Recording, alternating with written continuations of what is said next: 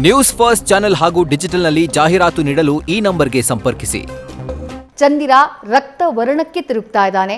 ಅದರ ಜೊತೆಗೆ ಜಪ ತಪ ಅನುಷ್ಠಾನಗಳು ಕೂಡ ನಡೀತಾ ಇದೆ. ಮೈಸೂರಿನ ನೇರ ದೃಶ್ಯಗಳನ್ನು ನೀವು ಗಮನಿಸ್ತಾ ಇರುವುದು. ಡಾಕ್ಟರ್ ಶೆಲ್ವಪಿಳ್ಳೈ ಅಯ್ಯಂಗರ್ ಧರ್ಮಶಾಸ್ತ್ರ ಪಂಡಿತರು ಅವರ ನಿವಾಸದಲ್ಲಿ ಜಪ ತಪ ಅನುಷ್ಠಾನಗಳಾಗ್ತಾ ಇದೆ. ಈ ಗ್ರಹಣದ ಸಂದರ್ಭದಲ್ಲಿ ಭಗವಂತನ ಪ್ರಾರ್ಥನೆಯನ್ನ ಮಾಡಿದರೆ ಇರುವಂಥ ಗ್ರಹಣ ಅದು ಶುಭಾನೋ ಅಶುಭಾನೋ ಯಾವ ಫಲಗಳೇ ಇದ್ರೂ ಎಲ್ಲವನ್ನೂ ಕೂಡ ಭಗವಂತನಿಗೆ ಅರ್ಪಣೆ ಮಾಡೋದು. ಯಾಕಂದರೆ ಕಾಯುವವನು ಭಗವಂತ, ಕಾಪಾಡುವವನು ಭಗವಂತ ಅನ್ನುವುದು ನಮ್ಮಲ್ಲಿರುವಂಥ ನಂಬಿಕೆ. ಹಾಗಾಗಿ ಆ ಅನುಷ್ಠಾನಗಳು ಜಪತಪಗಳು ಅಲ್ಲಿ ನಡೀತಾ ಇದೆ. ಆ ದೃಶ್ಯಗಳನ್ನು ಗಮನಿಸ್ತಾ ಇದ್ದೀರಿ. ಜ್ಯೋತಿಷಿ ಶ್ರೀರಕ್ಷಾ ಅವರು ಕೂಡ ಅದನ್ನು ಆಗಲೇ ವಿವರಿಸ್ತಾ ಇದ್ರು. ಈಗ ನಡೀತಾ ಇರುವಂಥ ಈ ಪ್ರಕ್ರಿಯೆಗಳು ಏನು ಅಂತ ನಮ್ಮ ವೀಕ್ಷಕರಿಗೆ ವಿವರಿಸಬಹುದಾ ಅಂತ ಹೇಳಿ. ಖಂಡಿತವಾಗಿಯೂ. ಈಗ ನೋಡಿ, ಅಲ್ಲಿ ಇರುವಂತಹ ಹೆಣ್ಮಕ್ಳೆಲ್ಲರೂ ಕೂಡ ಸ್ನಾನ ಮಾಡಿದ್ದಾರೆ. ಇದಕ್ಕೆ ಒಂದು ವಿಧಿವಿಧಾನ ಹೇಳಿದೆ. ಈಗ ನೀವು ಈ ಪ್ರಕ್ರಿಯೆ ಅಂತ ಕೇಳಿದಾಗ ಅದು ಪೂರ್ತಿಯಾಗಿ ವಿವರಣೆ ಮಾಡಲಿಕ್ಕೆ ನಮಗೆ ಸಾಧ್ಯ ಆಗುತ್ತೆ. ಮೊದಲನೇದಾಗಿ ಗ್ರಹಣ ಹಿಡಿದಂತಹ ಸಂದರ್ಭದಲ್ಲಿ ಆ ಸಮಯದಲ್ಲಿ ಸಚೈಲ ಸ್ನಾನ ಅಂತ ಹೇಳುತ್ತೆ. ಯಾವಾಗಲೂ ಕೂಡ ನಾವು ಧರಿಸಿರುವಂತಹ ಬಟ್ಟೆಯ ಮೇಲೆ ಸ್ನಾನ ಮಾಡಲಿಕ್ಕಿಲ್ಲ. ಓಕೆ. ಆದರೆ ಗ್ರಹಣದ ಸಂದರ್ಭದಲ್ಲಿ ಮತ್ತು ಅಶೌಚದ ಸಂದರ್ಭದಲ್ಲಿ, ಮನೆಯಲ್ಲಿ ಯಾರ್ದಾದ್ರೂ ಒಂದು ಸಾವಾದಂಥ ಸಂದರ್ಭದಲ್ಲಿ ಮಾತ್ರ. ಈಗ ಗ್ರಹಣ ಸಂದರ್ಭದಲ್ಲಿ ಅದಕ್ಕೆ ಅವಕಾಶ ಇದೆ. ಏನು ಮಾಡಿರ್ತಾರೆ ಅಂತ ಹೇಳಿದ್ರೆ, ಈಗ ನೀವು ನೋಡ್ಬೋದು, ಗುರುಗಳು ಕೂಡ ಜಪತಪದಲ್ಲಿ ಅನುಷ್ಠಾನದಲ್ಲಿ ನಿರತರಾಗಿದ್ದಾರೆ. ಅವರು ಸ್ನಾನವನ್ನು ಗ್ರಹಣ ಹಿಡಿಯುವಂತಹ ಸಂದರ್ಭದಲ್ಲಿ ಆ ಸಮಯಕ್ಕೆ ಸರಿಯಾಗಿ ಹೇಳಿದೆ, ಎಲ್ಲ ನೀರು ಕೂಡ ಗಂಗೆಗೆ ಸಮಾನ. ನಾವು ಗಂಗೆಗೆ ಹೋಗಿ ಸ್ನಾನ ಮಾಡ್ಕೊಂಡು ಬರೋದಕ್ಕಿಂತ ನಮ್ಮ ಮನೆ ನಲ್ಲಿ ತಿರುಗಿಸಿದ್ರೆ ಬರೋ ನೀರಲ್ಲಿ ಸ್ನಾನ ಮಾಡೋದು ಅಷ್ಟೇ ಫಲವನ್ನು ಕೊಡುತ್ತೆ ಎಂದಾಗ ಆ ಫಲವನ್ನು ಯಾಕೆ ನಾವು ಪಡಿಬಾರ್ದು? ಹಾಗಾಗಿ ಸಚೈಲ ಸ್ನಾನವನ್ನು ಮಾಡಿರ್ತಾರೆ. ಆ ನಂತರದಲ್ಲಿ ಆ ಬಟ್ಟೆಯನ್ನು ತ್ಯಜಿಸಿ ಒದ್ದೇ ಬಟ್ಟೆಯನ್ನು ಉಟ್ಟು ಮಡಿಯನ್ನು ಧರಿಸಿರ್ತಾರೆ. ಅಂದರೆ ಒಗೆದ ಶುಭ್ರವಾದ ಮಡಿ ಅಂತ ಹೇಳಿದರೆ ಅದೇನು ವಿಶೇಷವಾಗಿರ್ತಕ್ಕಂಥದ್ದು ಅದೇ ಫ್ಯಾಬ್ರಿಕ್ ಆಗಿರಬೇಕು, ಇದೇ ಬಟ್ಟೆ ಆಗಿರಬೇಕು, ಇಲ್ಲ, ಹಾಗಿಲ್ಲ. ಒಗೆದ ಬಟ್ಟೆ, ಶುಭ್ರವಾಗಿರ್ತಕ್ಕಂಥ ಬಟ್ಟೆ. ಯಾಕೆಲ್ಲ ಇದನ್ನು ಮಾಡ್ತಾರೆ? ಶುಭ್ರವಾದ ಬಟ್ಟೆನೇ ಧರಿಸಿದ್ರೆ ಯಾಕೆ ಅಂದರೆ, ಮನಸ್ಸು ಪ್ರಫುಲ್ಲವಾಗಿದ್ದರೆ, ಮನಸ್ಸು ಸಂತೋಷದಲ್ಲಿದ್ದರೆ, ಮನಸ್ಸಿಗೆ ಸಮಾಧಾನದಲ್ಲಿದ್ದರೆ ಜಪತಪ ಅನುಷ್ಠಾನಗಳು ಸುಲಭ ಅಂತ ಹೇಳಿ ಮಡಿ ಅಂದರೆ ಒಗೆದಿರುವಂಥ ಬಟ್ಟೆಯನ್ನು ಧರಿಸಿರ್ತಾರೆ. ಈಗ ಅವರೆಲ್ಲರೂ ನೀವು ನೋಡಿ ಜಪಮಣಿಯನ್ನು ಇಟ್ಕೊಂಡು ಜಪ ಮಾಡ್ತಾ ಇದ್ದಾರೆ ತದೇಕಚಿತ್ತದಿಂದ. ಮೂಲಮಂತ್ರ ಜಪ ಇದ್ದಂಥವ್ರು ಮೂಲಮಂತ್ರ ಜಪವನ್ನು ಮಾಡ್ತಾರೆ. ಸ್ತ್ರೀಯರಾದರೆ ನಾನು ನಿಮಗೆ ಹೇಳಿದೆ, ವಿಷ್ಣು ಸಹಸ್ರನಾಮವನ್ನು ಅಥವಾ ವಿಷ್ಣು ಧ್ಯಾನವನ್ನು, ಅವರಿಗೆ ಸಮಾಶ್ರಯನ ಆಗಿದ್ದಂಥವ್ರು ವಿಷ್ಣುವಿನ ಧ್ಯಾನವನ್ನು ಮಾಡ್ತಾ ಇರ್ತಾರೆ. ಅವೆಲ್ಲವನ್ನ ಆಚರಣೆಗಳನ್ನು ಅವರು ಈ ಸಂದರ್ಭದಲ್ಲಿ ಮಾಡ್ತಾರೆ. ಸರಿಯಾಗಿ ಗ್ರಹಣದ ಮಧ್ಯಕಾಲದಲ್ಲಿ ತರ್ಪಣವನ್ನು ಕೊಡ್ತಾರೆ. ಪಿತೃದೇವತೆಗಳಿಗೆ ತರ್ಪಣವನ್ನು ಕೊಡ್ತಾರೆ. ಇದೊಂದು ಬಹಳ ವಿಶೇಷ. ಬಹುಶಃ ಅದು ನಂತರದಲ್ಲಿ ನಿಮಗೆ ಅದು ಗೊತ್ತಾಗತ್ತೆ. ಪಿತೃದೇವತೆಗಳು ಅತ್ಯಂತ ಸಂತುಷ್ಟರಾಗ್ತಾರಂತೆ. ಇಲ್ಲಿ ಇನ್ನೊಂದು ವಿಚಾರ ಇದೆ. ಶ್ರಾದ್ದವನ್ನು ಮಾಡಿದಾಗ, ತರ್ಪಣವನ್ನು ಕೊಟ್ಟಾಗ ಪಿತೃದೇವತೆಗಳಿಗೆ ಡೈರೆಕ್ಟಾಗಿ ಊಟ ಹೋಗ್ಬಿಡುತ್ತಾ ಅನ್ನುವಂಥ ಕೆಲವಷ್ಟು ವಿತಂಡ ಪ್ರಶ್ನೆಗಳು ನನ್ನ ಮುಂದೆ ಬಂದಿದ್ದುಂಟು. ನಮಗೆ ಗೊತ್ತಿಲ್ಲ ಅವರು ಈ ಜನ್ಮದಲ್ಲಿ ಏನಾಗಿ ಹುಟ್ಟಿದ್ದಾರೆ ಅಂತ ಹೇಳಿ. ಈಗ ಅವರೊಂದು ಜಿಂಕೆಯಾಗಿ ಹುಟ್ಟಿರಬಹುದು.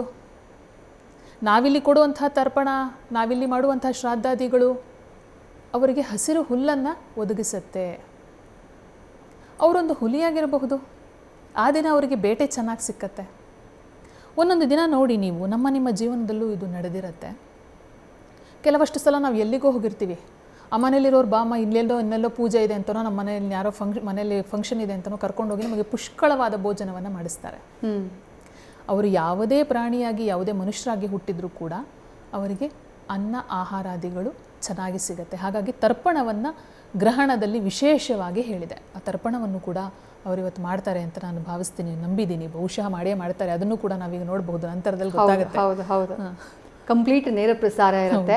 ಯಾವ ರೀತಿಯಾಗಿ ಅನುಷ್ಠಾನ ದೇವರ ಜಪ ತಪಗಳು ನಡೆಯುತ್ತೆ ಅನ್ನೋದನ್ನು ಡಾಕ್ಟರ್ ಶೆಲ್ವಪಿಳ್ಳೈ ಅಯ್ಯಂಗಾರ್ ಅವರ ಮನೆಯಿಂದಾನೇ ನಾವು ನೇರ ಪ್ರಸಾರದ ಮೂಲಕ ನಮ್ಮ ವೀಕ್ಷಕರಿಗೆ ತೋರಿಸುವಂತಹ ಪ್ರಯತ್ನವನ್ನು ಮಾಡ್ತಾ ಇದ್ದೀವಿ. ಇನ್ನು ನಾವು ಆಗಲೇ ಚರ್ಚೆ ಮಾಡ್ತಾ ಇದ್ದೀವಿ, ನೀವು ಉಲ್ಲೇಖ ಮಾಡ್ತಾ ಇದ್ರಿ. ನಾನು ಕೇಳಿದೆ, ಈ ಮಂತ್ರವಾದಿಗಳು ಅಥವಾ ತಂತ್ರಗಳನ್ನು ಮಾಡುವಂಥವರಿಗೆ ಈ ಗ್ರಹಣ ಸಮಯ ಅವರು ಕೂಡ ಇದನ್ನು ಬಹಳ ಗಂಭೀರವಾಗಿ ಪರಿಗಣಿಸ್ತಾರೆ ಅಂತ ಹೇಳಿದ್ರೆ ಯಾವ ರೀತಿ, ಯಾವ ಕಾರಣಕ್ಕಾಗಿ ಅನ್ನೋದನ್ನು ವಿವರಿಸಬಹುದಾ ಅಂತ ಹೇಳಿ. ಮೊದಲನೇದಾಗಿ ಕೆಲವಷ್ಟು ಶಕ್ತಿಗಳನ್ನು ಅವರು ಸಿದ್ಧಿ ಮಾಡ್ಕೋಬೇಕಾದ್ರೆ, ವಶಪಡಿಸ್ಕೋಬೇಕಾದ್ರೆ ಗ್ರಹಣದ ಸಮಯದಲ್ಲಿ ಕತ್ತಲು, ಅಕಾಲಿಕವಾದಂತಹ ಕತ್ತಲು ಆವರಿಸತ್ತೆ. ಕತ್ತಲು ಅಂತ ಹೇಳಿದ್ರೆ ದುಷ್ಟಶಕ್ತಿಗಳಿಗೆ ಬಹಳ ಸಂತೋಷ.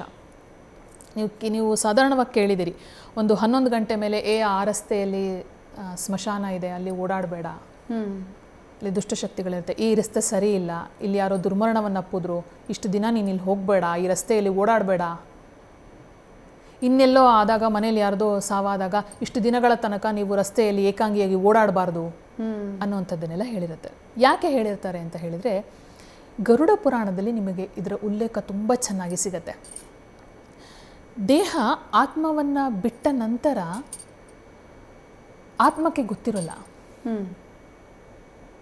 ಆತ್ಮಕ್ಕೆ ಎಲ್ಲೋ ಬಹಳ ಆಧ್ಯಾತ್ಮಿಕ ಚಿಂತನೆ ಇರ್ತಕ್ಕಂಥವ್ರಿಗೆ ಏನಾಗಿದೆ ಅಂತ ಗೊತ್ತಾಗತ್ತೆ. ಇಲ್ಲಾಂದರೆ ಆತ್ಮಕ್ಕೆ ಗೊತ್ತಾಗಲ್ಲ. ದೇಹದಿಂದ ಬೇರ್ಪಟ್ಟ ನಂತರ ಅದು ಗಾಬರಿಯಿಂದ ಆತ್ಮ ದೇಹವನ್ನು ನೋಡ್ತಾ ಇರುತ್ತಂತೆ. ಇದು ನಿಮ್ಮ ಗರುಡ ಪುರಾಣದಲ್ಲಿ ಹೇಳುತ್ತೆ. ಆವಾಗ ಆ ಒಂದು ದಿನಗಳಲ್ಲಿ ಕಾರ್ಯಗಳನ್ನು ಮಾಡ್ತಾ ಮಾಡ್ತಾ ಮಂತ್ರಮುಖೇನ ಹೇಳ್ತಾ ಬರ್ತಾರೆ. ಕೆಲವರು ಏನು ಮಾಡ್ತಾರೆ, ಕೆಲವರು ಸಿದ್ಧಿಯನ್ನು ಮಾಡ್ತಕ್ಕಂಥವ್ರು, ವಿಚಾರ ಮಾಡ್ತಕ್ಕಂಥವ್ರು, ಈ ಆತ್ಮಗಳನ್ನು ವಶೀಕರಣ ಮಾಡ್ಕೊಳ್ತಕ್ಕಂಥವರಿಗೆ ಈ ಸಂದರ್ಭದಲ್ಲಿ ಅಕಾಲಿಕವಾದ ಕತ್ತಲಾದಾಗ ಅವುಗಳ ಸಂಚಾರ ಹೆಚ್ಚಿರುತ್ತೆ. ಅವುಗಳನ್ನು ವಶೀಕರಣ ಮಾಡ್ಕೊಳ್ಳೋದು ಸುಲಭ ಆಗುತ್ತೆ. ಇದು ಒಂದು ಮಾರ್ಗ. ಇನ್ನು ಮಂತ್ರ ಸಿದ್ಧಿ ಮಾಡ್ಕೊಳ್ತಕ್ಕಂಥವ್ರು, ತಂತ್ರ ಮಾಡ್ತಕ್ಕಂಥವ್ರು, ಈಗ ಒಂದು ತಂತ್ರ ಮಾಡಬೇಕು ಅಂತಂದರೆ ಮಂತ್ರ ಸಿದ್ಧಿ ಆಗಿರಬೇಕು.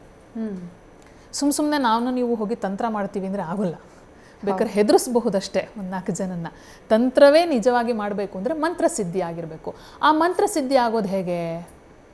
ಆ ಮಂತ್ರವನ್ನು ಇಷ್ಟು ಲಕ್ಷ ಅಥವಾ ಇಷ್ಟು ಕೋಟಿ ಜಪವನ್ನು ಮಾಡಬೇಕು. ಯಾವ ಮಂತ್ರ ಉಪದೇಶ ಅವರಿಗೆ ಗುರುಮುಖೇನ ಬಂದಿರುತ್ತೋ ಸಿದ್ಧಿ ಆಗಲಿಕ್ಕೆ ಅಂತ. ಅದಕ್ಕೆ ಇದು ಪರ್ವಕಾಲ. ಓಕೆ. ಯಾಕಂದರೆ 1 ಸಲ ಜಪ ಮಾಡಿದರೆ 1000 ಸಲ ಜಪ ಮಾಡಿದ ಪುಣ್ಯ ನಿಮಗೆ ಸಿಗತ್ತೆ. ಅವರೆಲ್ಲ ಏನು ಮಾಡ್ತಾರೆ, ನದಿ ಸಮುದ್ರದ ಪಾತ್ರಗಳಿಗೆ ಹೋಗಿ ಅಲ್ಲಿ ಸ್ನಾನ ಮಾಡಿ ಕೆಲವಷ್ಟು ಜಪಗಳನ್ನು ವಿವಸ್ತ್ರವಾಗಿ ಉಚ್ಚಾರಣೆ ಮಾಡೋದು ಉಂಟು ತಾಂತ್ರಿಕರು. ಓಕೆ. ಹಾಗಾಗಿ ಕೂಡ ನದಿ ಪಾತ್ರಗಳಿಗೆ ಈ ಸಂದರ್ಭದಲ್ಲಿ ಹೋಗಬೇಡಿ ಅಂತ ಹೇಳ್ತಾರೆ. ಈಗ ಒಬ್ಬೊಬ್ಬರೇ ಸ್ತ್ರೀಯರು ಅಥವಾ ಮಕ್ಕಳು ಹೋದರೆ ಅವರ ವಿಕಾರವಾದಂಥ ರೂಪ ಅಥವಾ ಅವರು ಹಠದಲ್ಲಿ ಮಾಡ್ತಾ ಇರುವಂತಹ ಸಾಧನೆಯನ್ನು ನೋಡಿ ಇವರು ಹೆದರುವಂಥ ಸಾಧ್ಯತೆಗಳಿರುತ್ತೆ. ಹಾಗಾಗಿ ಅದನ್ನು ಹೇಳ್ತಾರೆ. ಇದನ್ನು ನೀವು ಎಲ್ಲಿ ನೋಡಬಹುದು? ಈ ತಂತ್ರವನ್ನು ಮತ್ತು ರುದ್ರಾಯಾಮಲವನ್ನು ಮಾಡ್ತಾರೆ. ಕಾಳಿಕಾ ತಂತ್ರದ ಆರಾಧನೆ ಈ ಸಂದರ್ಭದಲ್ಲಿ ಹೆಚ್ಚಿಗೆ ಪ್ರಾಶಸ್ತ್ಯವನ್ನು ಪಡ್ಕೊಳ್ಳುತ್ತೆ. ಇದನ್ನು ಮಂತ್ರ ಮಹೋದಧಿ ಎನ್ನುವಂಥ ಗ್ರಂಥಗಳಲ್ಲಿ ನಿಮಗೆ ಇದರ ಉಲ್ಲೇಖವನ್ನು ಚೆನ್ನಾಗಿ ಸಿಗುತ್ತೆ. ಮಂತ್ರಗಳ ಬಗ್ಗೆ ಉಲ್ಲೇಖಗಳೆಲ್ಲ ನಿಮಗೆ ಸಿಗುತ್ತೆ. ಮಂತ್ರಗಳ ಬಗ್ಗೆ ತಿಳಿಸಿಕೊಡುತ್ತೆ. ಮಂತ್ರಗಳು ಯಾವೆಲ್ಲ ಮಂತ್ರಗಳನ್ನು ಹೇಳಿದರೆ ಯಾವೆಲ್ಲ ಫಲ ಅನ್ನೋದನ್ನು ನಾವು ಮಂತ್ರಶಾಸ್ತ್ರದಲ್ಲಿ ನೋಡಬಹುದು. ಹಾಗಾಗಿ ತಾಂತ್ರಿಕರಿಗೆ ಇದು ಬಹಳ ಪ್ರಮುಖವಾದಂಥ ದಿನ. ಕೆಲವಷ್ಟು ಸಂದರ್ಭಗಳಲ್ಲಿ ನಮಗೆ ಇದೆಲ್ಲ ನೆನಪಿದೆ, ಕಣ್ಣಿಂದ ನೋಡಿದ್ದು ಕೂಡ ಇದೆ. ತುಂಗಾ ನದಿ ತೀರದಲ್ಲಿ, ಗಂಗಾ ತೀರದಲ್ಲಿ ಅವೆಲ್ಲ ಆ ಈ ಒಂದು ಕಾಲಘಟ್ಟದಲ್ಲಿ ಗ್ರಹಣದ ಸಂದರ್ಭದಲ್ಲಿ ನದಿ ತೀರದಲ್ಲಿ ವಿವಸ್ತ್ರರಾಗಿ ಕಂಠದ ತನಕ ಮುಳುಗಿ, ಅಂದರೆ ನೀರಿನಲ್ಲಿ ನಿಂತು ಕೆಲವಷ್ಟು ಮಂತ್ರ ಜಪವನ್ನು ಮಾಡ್ತಾರೆ ಅವರು. ಕಾರಣ ಅದನ್ನು ಸಿದ್ಧಿ ಮಾಡಿಕೊಳ್ಳಿಕ್ಕೆ ಇವಾಗ ತುಂಬ ಸುಲಭವಾದಂಥ ಮಾರ್ಗವಾಗಿರುತ್ತೆ. ಈ ಮಾಟ ಮಂತ್ರ ಮಾಡೋರಿಗೆ ಏನಾಗುತ್ತೆ, ಅಕಾಲಿಕವಾದಂತಹ ಕತ್ತಲು ಬರೋದ್ರಿಂದ, ನಾನು ನಿಮಗೆ ಹೇಳಿದೆ ಎಡಗಣ್ಣು, ನಾವು ದೇವರ ಒಂದು ಚಂದ್ರನನ್ನು ದೇವರ ಎಡಗಣ್ಣು ಅಂತ ಹೇಳಿ ಕರಿತೀವಿ ಅಂತ ಹೇಳ್ಬಿಟ್ಟು, ಆ ಕ್ಷಣದಲ್ಲಿ ಆ ಒಂದು ಕಾಂತಿ ಕಡಿಮೆ ಆಗಿರೋದ್ರಿಂದ, ದೇವರ ದೃಷ್ಟಿ ಆ ಕಡೆಗೆ ಕಡಿಮೆ ಆಗಿದೆ ಅನ್ನೋ ನಂಬಿಕೆ ನಮಗಿರೋದ್ರಿಂದ ಅಭಿಚಾರಗಳನ್ನು ಮಾಡಿದರೆ ಬೇಗ ನಾಟತ್ತೆ. ಹಾಗಾಗಿ ಅಭಿಚಾರಗಳನ್ನು ಮಾಡ್ತಾರೆ. ಓಕೆ. ಈ ಕಾರಣಕ್ಕಾಗಿಯೂ ಕೂಡ ದೇವಸ್ಥಾನಗಳಿಗೆ ಜನಗಳು ನಡ್ಕೊಂಡು ಹೋಗಿ ಬರ್ತಕ್ಕಂಥದ್ದು, ಈ ಎಲ್ಲವನ್ನು ತಪ್ಪಿಸಲಿಕ್ಕೆ, ಆ ಕಿರಣಗಳಿಂದ ಅವರನ್ನು ರಕ್ಷಿಸಲಿಕ್ಕೆ, ಜೊತೆಗೆ ಪುರೋಹಿತರು ಅನುಷ್ಠಾನವನ್ನು ಮಾಡಲಿಕ್ಕೆ ಅನುವು ಮಾಡಿಕೊಡೋದಕ್ಕೋಸ್ಕರವಾಗಿ ದೇವಸ್ಥಾನದ ಬಾಗಿಲನ್ನು ಹಾಕಲಾಗುತ್ತೆ. ಬಹಳ ಸುದೀರ್ಘವಾದಂಥ ವಿವರಣೆಯನ್ನು ನೀಡಿದ್ರಿ. ಇದರ ಜೊತೆಗೆ ಆಗಲೇ ಪರಿಣಾಮಗಳ ಬಗ್ಗೆ ನಾವು ಮಾತನಾಡ್ತಾ ಇದ್ವಿ. ಯಾರ್ಯಾರ ಮೇಲೆ ಪರಿಣಾಮ ಬೀರಬಹುದು ಅನ್ನೋದನ್ನು ನೀವು ವಿವರಿಸ್ತಾ ಇದ್ರಿ. ಅವರ ಔದ್ಯೋಗಿಕವಾಗಿ ಅವರು ಯಾರ್ಯಾವ್ದು ಕೆಲಸ ಮಾಡ್ತಾ ಇರೋರಿಗೆ ಎಫೆಕ್ಟ್ ಆಗುತ್ತೆ ಅಂಥೇಳಿ. ಇದು ಈ ಎಫೆಕ್ಟು ಆರೋಗ್ಯದ ಮೇಲೆ ಎಫೆಕ್ಟ್ ಆಗುತ್ತಾ ಗ್ರಹಣದ ಸಂದರ್ಭದಲ್ಲಿ, ಅಥವಾ ವ್ಯಾವಹಾರಿಕವಾಗಿ ಆಗುವಂಥ ಎಫೆಕ್ಟಾ ಇದು ಅಂಥೇಳಿ? ಅಂದರೆ ಪರಿಣಾಮ ಬೀರುತ್ತೆ ಅಂದರೆ ಯಾವ ಥರದ ಪರಿಣಾಮ ಅಂಥೇಳಿ? ಪರಿಣಾಮಗಳನ್ನು ನಾವಿಲ್ಲಿ ಮುಖ್ಯವಾಗಿ ಈಗ ನಮಗೆ ಸರಳೀಕೃತವಾಗಿ ಹೇಳೋದಾದರೆ ಒಂದು 3-4 ವಿಭಾಗಗಳಾಗಿ ನಾವು ಮಾಡಬಹುದು. ಮೊದಲನೇದಾಗಿ ಪ್ರಕೃತಿಯಲ್ಲಿ ಆಗುವಂಥ ಪರಿಣಾಮ. ಓಕೆ. ಎರಡನೆಯದಾಗಿ ನಮ್ಮ ವ್ಯವಹಾರದಲ್ಲಿ ಆಗುವಂಥ ಪರಿಣಾಮ. ಮೂರನೇದಾಗಿ ನಮ್ಮ ಆರೋಗ್ಯದ ಮೇಲೆ ಆಗುವಂಥ ಪರಿಣಾಮ. ನಾಲ್ಕನೇದಾಗಿ ಇಡೀ ಪ್ರಪಂಚದ ಮೇಲೆ ಆಗುವಂಥ ಪರಿಣಾಮ. ಕೆಲವಷ್ಟು ದೇಶಗಳಲ್ಲಿ ಗೋಚಾರ ಇಲ್ಲ. ಹೌದು, ಗೋಚರಿಸ್ತಾ ಇಲ್ಲ. ಹೌದು. ಹಾಗಿದ್ರೆ ಅಲ್ಲಿ ಪರಿಣಾಮ ಆಗೋಲ್ವಾ? ಖಂಡಿತ ಆಗುತ್ತೆ. ಬಟ್ ತೀವ್ರತೆ ಇಲ್ಲಾಗುವಷ್ಟೇ ಅಲ್ಲೂ ಇರುತ್ತಾ ಅಂತ ಹೇಳಿ? ತೀವ್ರತೆ ಅಲ್ಲ, ಈಗ ಎಲ್ಲಿ ಆಗುತ್ತೆ, ಯಾವ ರಾಶಿಯಲ್ಲಿ ಆಗತ್ತೆ ಅಲ್ಲಿಗೂ ಆ ಒಂದು ಇದನ್ನು ನಿಮಗೆ ಜ್ಯೋತಿಷ್ಯದ ಮೇಧಿನಿ ಅನ್ನುವಂಥ ಒಂದು ವಿಭಾಗ ಬರುತ್ತೆ. ಅಲ್ಲಿ ಪ್ರಪಂಚದ ಎಲ್ಲ ದೇಶಗಳನ್ನು 12 ರಾಶಿಗಳಿಗೆ ಇಡಲಾಗಿದೆ. ಓಕೆ. ಕುಂಭ ರಾಶಿಯಲ್ಲಿ ಆಗ್ತಾ ಇದೆ ಅಂತಂದಾಗ ಅದಕ್ಕೆ ಸಂಬಂಧಪಟ್ಟ ದೇಶಗಳಿಗೆ ಎಫೆಕ್ಟ್ ಆಗಲೇಬೇಕಲ್ಲ, ಅಲ್ಲಿ ಕಾಣಿಸದೇ ಇರಲಿ. ಓಕೆ. ಇಡೀ ಮನೆ ಇದೆ ಅಂತ ಇಟ್ಕೊಳ್ಳೋಣ, ಇದನ್ನು ತುಂಬ ಸರಳೀಕೃತಗೊಳಿಸ್ಬೇಕು ಅಂದರೆ ಬಹುಶಃ ಈ ಉದಾಹರಣೆ ಸೂಕ್ತವಾಗಬಹುದು ಅಂತ ಅನ್ಕೋತೀನಿ. ಇಡೀ ಮನೆ ಇದೆ, ಅದು ರೋಡಿಗೆ ಬರುತ್ತೆ ಅಂತ ಇಟ್ಕೊಳ್ಳೋಣ. ಆವಾಗ ಮನೆಯ ಯಾವುದೋ ಒಂದು ಭಾಗವನ್ನು ಹಿಟಾಚಿಯಲ್ಲೋ ಅಥವಾ ಇನ್ಯಾವುದೋ JCBನೋ ತಂದು ಇಡೀ ಮನೆಗೆ ಎಫೆಕ್ಟ್ ಆಗಲ್ವಾ? ಹೌದು. ಆ ಧೂಳು, ಆ ಮಣ್ಣು, ಹಾಗೆ ಇಲ್ಲೂ ಕೂಡ ಎಫೆಕ್ಟ್ ಆಗುತ್ತೆ. ಈ ಎಫೆಕ್ಟ್ಗಳನ್ನು ನಾವು ಈ ರೀತಿಯಾಗಿ ವಿಭಾಗಿಸ್ತಾ ಹೋಗ್ಬೋದು. ಅಂದರೆ ಈಗ ನಂದು ಮೀನರಾಶಿ, ನಾನು ಇಲ್ಲಿ ಭಾರತದಲ್ಲಿ ಗ್ರಹಣ ಗೋಚರ ಆಗ್ತಾ ಇದೆ, ನಾನು ಇಲ್ಲಿದ್ದೀನಿ, ಆ ಕಾರಣಕ್ಕಾಗಿ ನನ್ನ ಮೇಲೆ ಎಫೆಕ್ಟ್ ಅನ್ನೋದಲ್ಲ. ಈಗ ಯುನೈಟೆಡ್ ಸ್ಟೇಟ್ಸ್ನಲ್ಲಿ ಈ ಸಲ ಕಾಣಿಸಿಕೊಳ್ತಾ ಇಲ್ಲ ಚಂದ್ರಗ್ರಹಣ ಅಂತ ಹೇಳ್ತಿದ್ದಾರೆ. ನಾನೀಗ ಮೀನರಾಶಿಯೊಳಗೆ ನಾನು ಯುನೈಟೆಡ್ ಸ್ಟೇಟ್ಸ್ನಲ್ಲಿ ಇದ್ರೂ ಕೂಡ ನನ್ನ ಮೇಲೆ ಪರಿಣಾಮಗಳಾಗುತ್ತಾ ಅಂತ. ಮೀನರಾಶಿಯವರಾಗಿ ಅಂತಲ್ಲ, ಈಗ ಭೂಮಿ ಹೇಗಿದೆ ಅಪ್ಪ, ಇಡೀ ಭೂಮಂಡಲ ಎಲ್ಲೋ ಒಂದು ಕಡೆಗೆ ನಿಮಗೆ ಇದನ್ನು ಬಟರ್ಫ್ಲೈ ಎಫೆಕ್ಟ್ ಅಂತ ಹೇಳಿ ಕರೀತಾರೆ ವಿಜ್ಞಾನದಲ್ಲಿ. ಬಹುಶಃ ಇದು ನಿಮಗೆ ಗೊತ್ತಿರಬಹುದು. ಒಂದಿಷ್ಟು ಏನು ಚಿಟ್ಟೆಗಳು ತಮ್ಮ ರೆಕ್ಕೆಗಳನ್ನು ಬಡಿದ್ರೆ ಒಂದು ಕಡೆಗೆ, ಅದು ಇನ್ನೆಲ್ಲೋ ಕಡೆಗೆ ಇನ್ಯಾವುದೋ ಒಂದು ಪ್ರಕೃತಿ ವಿಕೋಪವನ್ನು ಸೂಚಿಸುತ್ತೆ. ಇನ್ನೆಲ್ಲೋ ಕಡೆ ಭೂಕಂಪವನ್ನು, ಬಿರುಗಾಳಿಯನ್ನು, ಸುನಾಮಿಯನ್ನು ಸೂಚಿಸುತ್ತೆ. ಇದು ರೆಕ್ಕೆ ಬಡ್ದಿದ್ದಲ್ಲಿ ಇನ್ನೆಲ್ಲೋ. ಇಡೀ ಭೂಮಿ ಒಂದೇ ಅಲ್ವಾ? ಈಗ ಭೂಕಂಪ ಆಗಬೇಕು ಅಂತ ಹೇಳಿದ್ರೆ ಆ ಪ್ಲೇಟ್ ಲೈಕ್ ಸ್ಟ್ರಕ್ಚರ್ಸ್ ಏನಾಗಿರುತ್ತೆ, ಅಸ್ಥಿರವಾಗಿರುತ್ತೆ. ಅದು ಎಲ್ಲೋ ಒಂದು ಕಡೆ ಜರುಗುತ್ತೆ, ಅದ್ರ ಪರಿಣಾಮ ಇನ್ನೊಂದು ಕಡೆ ಆಗಲೇಬೇಕಲ್ಲ. ಅದನ್ನು ನಾನು ನಿಮಗೆ ಹೇಳ್ತೀನಿ. ಈಗ ಕುಂಭರಾಶಿಯಲ್ಲಿ ಆಗಿರೋದ್ರಿಂದ ಯಾವೆಲ್ಲದ್ರ ಮೇಲೆ ಪರಿಣಾಮ ಆಗುತ್ತೆ ಅಂತ ನಾನು ನಿಮಗೆ ನೆಕ್ಸ್ಟ್ ಅದರ ಬಗ್ಗೆ ಎಕ್ಸ್ಪ್ಲನೇಷನ್ನ ಕೊಡ್ತೀನಿ. Okay, right. ಈ ವ್ಯಕ್ತಿಗಳ ಮೇಲೆ ಆಗುವಂಥ ಪರಿಣಾಮ ಗ್ರಹಣದ ಸಂದರ್ಭದಲ್ಲಿ ಆತಂಕ ಅಂತ ಸಹಜ, ನೀವಾಗಲೇ ಹೇಳಿದ್ರಿ ಪರಿಹಾರಗಳು ಯಾವ ರೀತಿಯಾಗಿ ಇರುತ್ತೆ ಅಂತ ಹೇಳಿ. ಬಟ್ ಆ ಪರಿಹಾರಗಳು ಈಗ ಒಂದು ಅವಧಿ ಅಂತ ಇರುತ್ತೆ ಈ ಗ್ರಹಣದ ಪರಿಣಾಮಗಳಿಗೆ ಅಂತ ಹೇಳಿ. ಖಂಡಿತ. ಈ ಅವಧಿ ಅಂದರೆ ಗ್ರಹಣ ಕಾಲದಿಂದ ಹಿಂದಿನ ಇಷ್ಟು ದಿನಗಳ ಕಾಲ ಅಥವಾ ಗ್ರಹಣ ಕಾಲದಿಂದ ಇಷ್ಟು ದಿನಗಳ ಕಾಲ, ಇಂಥದ್ದೇ ಟೈಮ್ ಡ್ಯೂರೇಷನ್ನ ಒಳಗಡೆ ಆ ಪರಿಣಾಮಗಳಾಗುತ್ತಾ ಅಂತ ಹೇಳಿ. ಹೌದು. ಈಗ ಗ್ರಹಣದ ಮುನ್ಸೂಚನೆಯನ್ನು ಅಥವಾ ಗ್ರಹಣದಿಂದ ಭೂಮಿಗೆ ಆಗುವಂತಹ ಏರುಪೇರನ್ನು 1 ವಾರದ ಹಿಂದಿಂದಾನೇ ನಾವು ಗಮನಿಸಬಹುದು.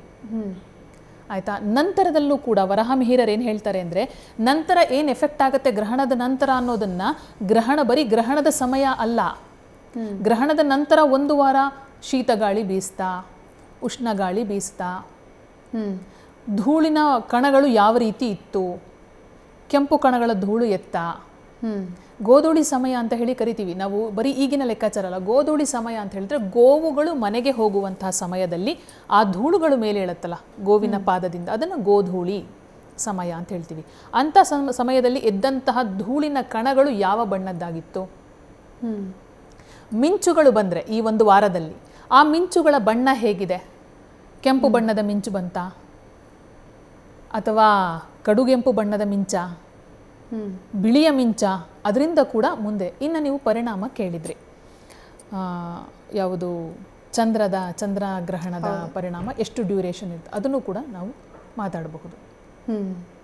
ಓಕೆ, ಒಂದು ಸಲ ವೀಕ್ಷಕರಿಗೆ ಎಕ್ಸ್ಪ್ಲೈನ್ ಮಾಡಿಬಿಡೋಣ. ಬೆಳಗಾವಿಯಲ್ಲಿ ಗಮನಿಸ್ತಾ ಇದ್ರಿ, ಬೆಳಗಾವಿ, ಹುಬ್ಬಳ್ಳಿ ಹಾಗೆ ಮಂಗಳೂರು 3 ಭಾಗದ ನೇರ ದೃಶ್ಯಗಳನ್ನು ನೋಡ್ತಾ ಇದ್ರಿ. ಇದರಲ್ಲಿ ಬಹುಶಃ ಬೆಳಗಾವಿ ಆಲ್ಮೋಸ್ಟ್ ಆ ಕೆಂಪು ಬಣ್ಣಕ್ಕೆ ತಿರುಗಿದೆ ಅಂತ ಅನ್ಸುತ್ತೆ. ಬೆಳಗಾವಿಯಲ್ಲಿ ನೋಡುವವರಿಗೆ ಬಹಳ ಕಡುಗೆಂಪು ಬಣ್ಣದಲ್ಲಿ ಚಂದ್ರ ಕಾಣಿಸಿಕೊಳ್ತಿದ್ದಾನೆ. ಪೂರ್ಣವಾಗಿ ಭೂಮಿಯ ನೆರಳು ಚಂದ್ರನನ್ನು ಆವರಿಸಿಕೊಂಡು ಆತ ಕಂಪ್ಲೀಟ್ ಕೆಂಪು ಬಣ್ಣಕ್ಕೆ ತಿರುಗೋದು 11 ಗಂಟೆ 40, 41, 42 ನಿಮಿಷ ಆ ಸಂದರ್ಭದಲ್ಲಿ.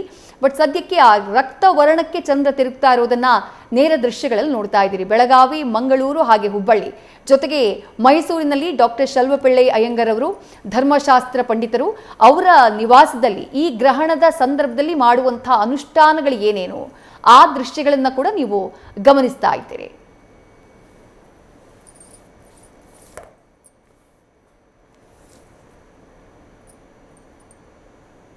ಜ್ಯೋತಿಷಿ ಶ್ರೀರಕ್ಷಾ ಅವ್ರನ್ನೇ ಮಾತನಾಡಿಸ್ತಾ ಹೋಗ್ತೀನಿ.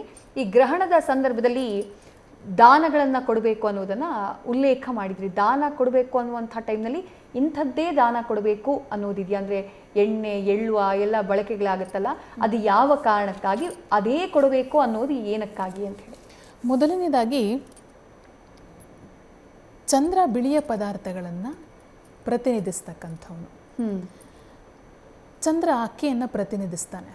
ಚಂದ್ರ ಮನಃಕಾರಕನೂ ಹೌದು. ರಾಹು ಕಪ್ಪನ್ನು ಪ್ರತಿನಿಧಿಸ್ತಾನೆ, ತಾಮಸಿಕ ಗುಣ. ಉದ್ದು ರಾಹು ಉದ್ದನ್ನು ಪ್ರತಿನಿಧಿಸ್ತಾನೆ.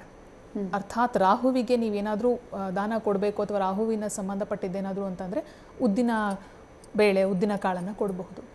ಈ ಅಕ್ಕಿ ಮತ್ತು ನಾನು ಹೇಳಿದಂತೆ ಉದ್ದಿನ ಬೇಳೆ ಏನಿದೆಯಾ ಅದನ್ನು ತುಂಬ ಸರಳೀಕೃತ. ನಾನು ಇನ್ನೂ ಒಂದು ಹೇಳ್ತೀನಿ. ಈಗ ತುಂಬ ಕಡು ಬಡವರಿದ್ದಾರೆ, ಅವರು ನಮ್ಮ ವೀಕ್ಷಕರಿದ್ದ ನೋಡ್ತಾ ಇದ್ದಾರೆ ಅಂತ ಇಟ್ಕೊಳ್ಳೋಣ, ಅಥವಾ ಈ ಸಂದರ್ಭದಲ್ಲಿ ಅವರು ಎಲ್ಲೋ ಒಂದು ಕಡೆಗೆ ಪಿ ಜಿನಲ್ಲಿರಬಹುದು, ಅಕ್ಕಿ ಮತ್ತು ಉದ್ದಿನ ಬೇಳೆ ತರಕ್ಕಾಗದೇ ಇರಬಹುದು, ಅಥವಾ ಇನ್ಯಾವುದೋ ಒಂದು ಸಂದರ್ಭದಲ್ಲಿ ಈಗ ಅಂಗಡಿಗಳು ಓಪನ್ ಇಲ್ಲ, ಅವ್ರ ಮನೇಲಿ ಹೊಸ ಪ್ಯಾಕೆಟಿನ ಅಕ್ಕಿ. ಯಾಕೆ ಹೊಸದು ಅಂತ ಹೇಳ್ತೀವಿ ಅಂದರೆ ಉಪಯೋಗಿಸಿರೋಲ್ಲ, ಯಾವುದೇ ರೀತಿಯಾದಂತಹ ಹುಳು ಹುಪ್ಪಡೆಗಳು ಅದರಲ್ಲಿ ಆಗಿರೋಲ್ಲ. ಯಾಕೆ ಹುಳು ಹುಪ್ಪಡೆಗಳು ಆಗಿರಬಾರದು ಅಂತ ಹೇಳಿದರೆ ನಾವು ಏನನ್ನ ದಾನ ಕೊಡ್ತೀವೋ ಅದು ನಮಗೆ ವಾಪಸ್ ಬರುತ್ತೆ ಅನ್ನುವಂಥ ನಂಬಿಕೆ. ಹಾಗಾಗಿ ಆದಷ್ಟು ಚೆನ್ನಾಗಿರ್ತಕ್ಕಂಥದ್ದು, ಶ್ರೇಷ್ಠ ಮಟ್ಟವಾಗಿರ್ತಕ್ಕಂಥದ್ದು ದಾನ ಕೊಡಬೇಕು ಅಂತ ಶಾಸ್ತ್ರ ಹೇಳುತ್ತೆ. ಹಾಗಾಗಿ ಹೊಸ ಅಕ್ಕಿಯ ಪ್ಯಾಕೆಟ್ ಅಂತ ನಾನು ಹೇಳಿದೆ, ಇದ್ರೆ ಅದನ್ನು ಓಪನ್ ಮಾಡಿ ಅಂತ ಹೇಳಿ. ಇದೇನನ್ನೂ ಮಾಡೋಕ್ಕಾಗಿಲ್ಲ ಅಂತಂದರೆ ಬೆಳ್ಳಿ ಬಿಂಬ ಹೇಳಿದೆ, ಈಗ ಜ್ಯುವೆಲರಿ ಶಾಪ್ ಓಪನ್ ಇರಲ್ಲ. ಸುವರ್ಣದ ಒಂದು ಸರ್ಪನ ಒಂದು ಪ್ರತಿಬಿಂಬ ಹೇಳಿದೆ, ಬಿಂಬವನ್ನು ಮಾಡಿಸಿ, ಅದು ಕೂಡ ಇವಾಗ ಆಗಲ್ಲ. ನಿಮ್ಮ ಮನೆಯಲ್ಲಿ ನಿಮ್ಮೊಟ್ಟಿಗೆ ನಿಮ್ಮ ತಾಯಿ ಇದ್ದರೆ ಆಕೆಗೆ ನಮಸ್ಕಾರ ಮಾಡಿ. ಅದು ನೀವು ಎಲ್ಲೇ ಇದ್ದರೂ ಕೂಡ ಮಾಡಬಹುದು. ಈಗ ನೀವು ಪಿ ಜಿಲಿದ್ದರೂ ಕೂಡ ಗ್ರಹಣದ ಸಮಯದಲ್ಲಿ ಅಥವಾ ಗ್ರಹಣ ಮುಗಿದ ನಂತರದಲ್ಲಿ ನಿಮ್ಮ ತಾಯಿಗೆ ಫೋನ್ ಮಾಡಿಬಿಟ್ಟು, ಅಮ್ಮ ನಮಸ್ಕಾರ, ನಾನು ದೂರದಲ್ಲಿದ್ದೀನಿ, ಇದು ಕೂಡ ನಿಮಗೆ ಅಷ್ಟೇ ಫಲವನ್ನು ಕೊಡುತ್ತೆ. ಇನ್ನು ದಾನದ ವಿಚಾರಕ್ಕೆ ಬಂದರೆ ನಾನು ಆಗಲೇ ಹೇಳಿದೆ, ಬೆಳ್ಳಿ ಚಂದ್ರನನ್ನು ಪ್ರತಿನಿಧಿಸುತ್ತೆ. ಅಂದರೆ ಬೆಳ್ಳಿಗೆ ಚಂದ್ರ ಕಾರಕನಾಗ್ತಾನೆ, ಬೆಳ್ಳಿ ಲೋಹಕ್ಕೆ ಚಂದ್ರ ಕಾರಕನಾಗ್ತಾನೆ. ಹಾಗಾಗಿ ಬೆಳ್ಳಿಯಲ್ಲಿ ಚಂದ್ರನ ಬಿಂಬ, ಸ್ವರ್ಣದಲ್ಲಿ ಸರ್ಪ, ರಾಹುವಿನ ಬಿಂಬ. ಇದನ್ನು ನಾನು ನಿಮಗೆ ಹೇಳಿದಂಗೆ ಅಕ್ಕಿಯಲ್ಲಿ ಇಡಬೇಕು, ಜೊತೆಗೆ ಪಕ್ಕದಲ್ಲಿ ಉದ್ದಿನ ಬೇಳೆ ಇದರಲ್ಲಿ ಇಟ್ಟು ದಾನ ಕೊಡಬೇಕು ಅಂತ ಹೇಳಿ. ಯಾಕಂದರೆ ಅವರಿಬ್ಬರು ಅದನ್ನು ಪ್ರತಿನಿಧಿಸ್ತಾರೆ. ಆ ಎರಡೂ ಧಾನ್ಯಗಳು ಅವರಿಬ್ಬರ ಆಳ್ವಿಕೆಗೆ ಒಳಪಡುತ್ತೆ. ಓಕೆ, ಯಾರಿಗೆ ದಾನ ಕೊಡಬೇಕು ಅನ್ನೋದ್ರ ಬಗ್ಗೆಯೂ ಒಂದು ಪ್ರಶ್ನೆ ಇದೆ. ಅದಕ್ಕೂ ಮುಂಚೆ ಈ ದೃಶ್ಯಗಳ ಬಗ್ಗೆಯೂ ನಿಮ್ಗೊಂದು ಪ್ರಶ್ನೆಯನ್ನು ಕೇಳಬೇಕು. ಮೊದಲಿಗೆ ಆ ದೃಶ್ಯಗಳು ಏನೇನು ಅನ್ನೋದನ್ನು ವಿವರಿಸಿಬಿಡೋಣ. ಮೈಸೂರಿನಲ್ಲಿ ಡಾಕ್ಟರ್ ಶೆಲ್ವಪಿಳ್ಳಿ ಅಯ್ಯಂಗರ್ ಅವರ ನಿವಾಸ, ಗ್ರಹಣ ಅನುಷ್ಠಾನದ ದೃಶ್ಯಗಳನ್ನು ಒಂದು ಕಡೆ ಗಮನಿಸ್ತಾ ಇದ್ದೀರಿ, ಮತ್ತೊಂದು ಕಡೆ ಹೊರನಾಡು ದೇವಸ್ಥಾನ, ಅಲ್ಲಿ ಪೂಜೆ ಪುನಸ್ಕಾರಗಳು ನಡೀತಾ ಇದೆ. ಗ್ರಹಣ ಸಂದರ್ಭದಲ್ಲಿ ಆ ದೃಶ್ಯಗಳನ್ನು ನೋಡ್ತಾ ಇದ್ದೀರಿ. ಗದಗ್ನಲ್ಲಿ ಸೋಮೇಶ್ವರನಿಗೆ ಜಲಾಭಿಷೇಕ ನಡೀತಾ ಇದೆ ಗ್ರಹಣ ಕಾಲದಲ್ಲಿ. ಆ ದೃಶ್ಯಗಳನ್ನು ಕೂಡ ನೀವು ನೋಡ್ತಾ ಇದ್ದೀರಿ. ನಾವಾಗಲೇ ದೇಗುಲಗಳಿಗೆ ಸಂಬಂಧಪಟ್ಟ ಹಾಗೆ ಜ್ಯೋತಿಷಿ ಶ್ರೀರಕ್ಷಾ ಅವರು ಮಾಹಿತಿಯನ್ನು ನೀಡ್ತಾ ಇದ್ರು. ಸಾಮಾನ್ಯವಾಗಿ ದೇಗುಲಗಳು ಬಂದಾಗಿರುತ್ತೆ ಅಂತ ಹೇಳಿ, ಆದರೆ ಇಲ್ಲಿ 2 ದೇಗುಲಗಳ ದೃಶ್ಯಗಳನ್ನು ನೋಡ್ತಾ ಇದ್ದೀರಿ. ಹೊರನಾಡು ಹಾಗೆ ಗದಗ ಎರಡೂ ದೇಗುಲಗಳಲ್ಲೂ ಗ್ರಹಣ ಕಾಲದಲ್ಲಿ ಅಭಿಷೇಕ ನಡೀತಾ ಇದೆ ಭಗವಂತನಿಗೆ. ಮತ್ತೊಂದು ಕಡೆ ಮೈಸೂರಿನಲ್ಲಿ ಆಗ್ತಾ ಇರುವಂತಹ ಅನುಷ್ಠಾನದ ದೃಶ್ಯಗಳನ್ನು ಗಮನಿಸ್ತಾ ಇದ್ದೀರಿ. ಜ್ಯೋತಿಷಿಗಳ ಬಳಿಯೇ ಪ್ರಶ್ನೆಯನ್ನ ಕೇಳ್ತಾ ಹೋಗೋಣ. ದೇಗುಲಗಳು ಸಾಮಾನ್ಯವಾಗಿ ಬಂದಾಗಿರುತ್ತೆ ಅನ್ನೋದನ್ನು ಆವಾಗಲೇ ನೀವು ವಿವರಿಸ್ತಾ ಇದ್ರಿ. ಈ 2 ದೇಗುಲಗಳು ಪೂಜೆ ನಡೀತಾ ಇದೆ. ಇನ್ನು ಕೆಲ ದೇಗುಲಗಳಲ್ಲಿ, ಮಂತ್ರಾಲಯಗಳಲ್ಲೂ ಕೂಡ ದೇಗುಲ ಬಂದ್ ಮಾಡುವುದಿಲ್ಲ ಅಂತ ಅವ್ರು ಹೇಳಿದ್ದಾರೆ. ಈ ಸಂದರ್ಭದಲ್ಲಿ ಈ ಅಭಿಷೇಕ ಇದು ಯಾವ ರೀತಿಯಾದಂತಹ ಧಾರ್ಮಿಕ ಪ್ರಕ್ರಿಯೆ, ಇದನ್ನ ವಿವರಿಸಬಹುದಾ ಅಂತ ಹೇಳಿ? ಖಂಡಿತವಾಗಿಯೂ. ಈಗ ನೀವು ಹೇಳಿದ್ರಿ ಹೊರನಾಡಿನಲ್ಲಿ ರೈಟ್ ದೇವಿಗೆ ಅಭಿಷೇಕ ನಡೀತಾ ಇದೆ. ನಾನು ನಿಮಗೆ ಹೇಳಿದೆ, ದುಷ್ಟರನ್ನ ಸಂಹಾರ ಮಾಡುವಂತಹ ಶಕ್ತಿ ಇರುವಂಥದ್ದು ಹೆಚ್ಚಿನ ಪಕ್ಷ ದೇವಿಗೆ. ಶುಂಭರಿರಬಹುದು, ಮಹಿಷಾಸುರರಿರಬಹುದು, ಯಾರೇ ಇರಬಹುದು, ಯಾರನ್ನ ಸಂಹಾರ ಮಾಡಲಿಕ್ಕೆ ತ್ರಿಮೂರ್ತಿಗಳಿಗೆ ಸಾಧ್ಯವಾಗೋದಿಲ್ವೋ ಆಗ ಸಂಹಾರ ಮಾಡೋದಕ್ಕೆ ಬರ್ತಕ್ಕಂಥವಳು ದೇವಿ. ಈಗ ರಾಹುಗ್ರಸ್ತ ಚಂದ್ರ ಗ್ರಹಣದ ದುಷ್ಟ ಪರಿಣಾಮವನ್ನು ತಡೆಯೋದಕ್ಕೆ ಸಾಧ್ಯವಿರತಕ್ಕಂಥದ್ದು ಆ ಜಗನ್ಮಾತೆ ಕೈಯಲ್ಲಿ. ನೀವು ನೋಡಿರಬಹುದು, ಗುರುಗಳ ಮನೆಯಲ್ಲೂ ಕೂಡ ವಿಜಯಲಕ್ಷ್ಮಿಗೆ ಪೂಜೆ ನಂತರದಲ್ಲಿ ಅವರು ಅನುಷ್ಠಾನವನ್ನು ಮಾಡ್ತಾ ಇದ್ದಾರೆ. ಅಲ್ಲಿ ಹೊರನಾಡಿನಲ್ಲಿ ದೇವಿಗೆ ಏನು ಅಭಿಷೇಕಗಳನ್ನು ಮಾಡ್ತಾ ಇದ್ದಾರೆ, ಅದು ಕೂಡ ಅಭಿಷೇಕದ ನೀರನ್ನು ಕೂಡ ಅವರು ಹರಿತಾ ಇರ್ತಕ್ಕಂಥ ಇದರಿಂದನೇ ತಗೊಂಡ್ ಬಂದಿರ್ತಾರೆ, ನದಿಯಿಂದನೇ ತಗೊಂಡ್ಬಂದಿರ್ತಾರೆ. ತಗೊಂಡ್ಬಂದು ಅಭಿಷೇಕವನ್ನ ಮಾಡ್ತಾ ಇರ್ತಾರೆ, ಮಂತ್ರ ಪುನಶ್ಚರಣೆ ಮಾಡ್ಬಿಟ್ಟು ಅಭಿಷೇಕವನ್ನ ಮಾಡ್ತಾ ಇರ್ತಾರೆ. ಅದು ಸರಿಯಾದಂಥ ರೀತಿಯಾದಂಥ ಒಂದು ಕ್ರಮವೇ ಹೌದು. ಅದಕ್ಕೂ ಕೂಡ ನಿಮಗೆ ಆಗಮಶಾಸ್ತ್ರದಲ್ಲಿ ಉಲ್ಲೇಖ ಹೇಳುತ್ತೆ. ಉಲ್ಲೇಖ ಹೇಳುತ್ತೆ. ಆಮೇಲೆ ನೀವು ನೋಡಿದ್ರಿ ಈಶ್ವರನ ದೇವಸ್ಥಾನವನ್ನು ನೋಡಿದ್ರಿ. ಈಗ ದೇವಿನೇ ಅಷ್ಟು ಪವರ್ಫುಲ್ ಅಂತ ಹೇಳಿದ ಮೇಲೆ ಆಕೆಯ ಪತಿ ಪರಮೇಶ್ವರ, ಹಿಂದ್ಗಡೆ ಒಂದು ನಾಗನನ್ನು ನೀವು ಬಹುಶಃ ಗಮನಿಸಿದಿರಿ ಅಂತ ನಾನು ಅನ್ಕೋತೀನಿ. ಯಾಕಂದರೆ ವಿಷವನ್ನು ಉಂಡು ಜೀರ್ಣಿಸ್ಕೊಂಡಂಥವನು, ವಿಷವನ್ನು ಸ್ವೀಕರಿಸಿ ಜೀರ್ಣಿಸ್ಕೊಂಡಂಥವನು ಪರಮೇಶ್ವರ. ನಾಗನನ್ನು ಸರ್ಪಯಾಗ ಆಗ್ತಾ ಇದ್ದಂಥ ಸಂದರ್ಭದಲ್ಲಿ ನಾಗನನ್ನು ತಗೊಂಡು ಅವನ ರಕ್ಷಣೆಗೋಸ್ಕರವಾಗಿ ತನ್ನ ಕೊರಳಿಗೆ ಸುತ್ತಕೊಂಡವನು ಪರಮೇಶ್ವರ. ಅವನ ಆರಾಧನೆ ಕೂಡ ದೇವಿಯನ್ನು ಸಂತುಷ್ಟಗೊಳಿಸುತ್ತೆ. ಹಾಗಾಗಿ ಅವರಿಬ್ಬರಿಗೆ ಅಭಿಷೇಕ ಅಲ್ಲಿ ನಡೀತಾ ಇದೆ. ಯಾಕಂದರೆ ಈ ರಾಹುಗ್ರಸ್ತ ಚಂದ್ರಗ್ರಹಣದ ದುಷ್ಟ ಪರಿಣಾಮಗಳನ್ನು ತಗ್ಗಿಸೋಕ್ಕೋಸ್ಕರವಾಗಿ ಅಲ್ಲಿ ಅಭಿಷೇಕಗಳು ನಡೀತಾ ಇದೆ. ಈಗ ನೋಡಿ, ನಾವಂತೂ ಹೊರಗಡೆ ಹೋಗಿ ಸ್ಟುಡಿಯೋದಿಂದ ಹೊರಗಡೆ ಹೋಗಿ ಚಂದ್ರದಿಂದ ನೋಡೋಕ್ಕಾಗಲ್ಲ. ನಮ್ಮ ವೀಕ್ಷಕರ ಜೊತೆಗೆ ನಾವು ಕೂಡ TV ಸ್ಕ್ರೀನಲ್ಲೇ ಗಮನಿಸ್ತಾ ಇದ್ದೀವಿ. ಬೆಳಗಾವಿ, ಮಂಗಳೂರು ಹಾಗೆ ಹುಬ್ಬಳ್ಳಿ 3 ಪ್ರದೇಶಗಳ ನೇರ ದೃಶ್ಯಗಳನ್ನು ನೋಡ್ತಾ ಇದ್ರಿ. ಇದರಲ್ಲಿ ಬೆಳಗಾವಿ, ಮಂಗಳೂರಿನಲ್ಲಿ ಬಹಳ ಸ್ಪಷ್ಟವಾಗಿ ಗೋಚರವಾಗ್ತಾ ಇದ್ದಾನೆ ಚಂದ್ರ. ಹಳದಿ ಬಣ್ಣದಲ್ಲಿದ್ದಂಥ ಚಂದ್ರ ಸಂಪೂರ್ಣವಾಗಿ ಕೆಂಪು ಬಣ್ಣಕ್ಕೆ ತಿರುಗಿದ್ದಾನೆ, ರಕ್ತವರ್ಣಕ್ಕೆ ತಿರುಗಿದ್ದಾನೆ. ಖಗ್ರಾಸ ರಾಹುಗ್ರಸ್ತ ಚಂದ್ರಗ್ರಹಣದ ಮಧ್ಯಕಾಲಕ್ಕೆ ನಾವು ಸಮೀಪಿಸ್ತಾ ಇದ್ದೀವಿ. 11 ಗಂಟೆ 21 ನಿಮಿಷ ಆಯಿತು. ಪೂರ್ಣವಾಗಿ ಆವರಿಸಿಕೊಳ್ಳುವಂತಹ ಸಮಯ ಇನ್ನೇನು ಬಹಳ ಹತ್ತಿರದಲ್ಲೇ ಇದೆ. ಇನ್ನೊಂದು 10 ನಿಮಿಷ ಅಂತ ಅನ್ಸುತ್ತೆ. ಸಂಪೂರ್ಣವಾಗಿ ಭೂಮಿಯ ನೆರಳು ಚಂದಿರನನ್ನು ಆವರಿಸಿಕೊಂಡು ಬಿಡುತ್ತೆ. ಆ ನೇರ ದೃಶ್ಯಗಳನ್ನು ನೋಡ್ತಾ ಇದ್ದೀರಿ.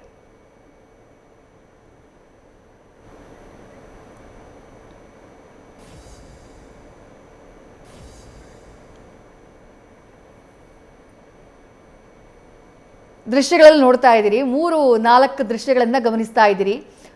ಟೌನ್ ಹಾಲ್ ಬಳಿಯ ದೃಶ್ಯಗಳು ಶ್ರೀರಕ್ಷಾ ಅವರೇ. ಅದು ಟೌನ್ ಹಾಲ್ ಬಳಿ ಈ ಪ್ರಗತಿಪರರು ಆಯೋಜನೆ ಮಾಡಿರುವಂತಹ ಕಾರ್ಯಕ್ರಮ.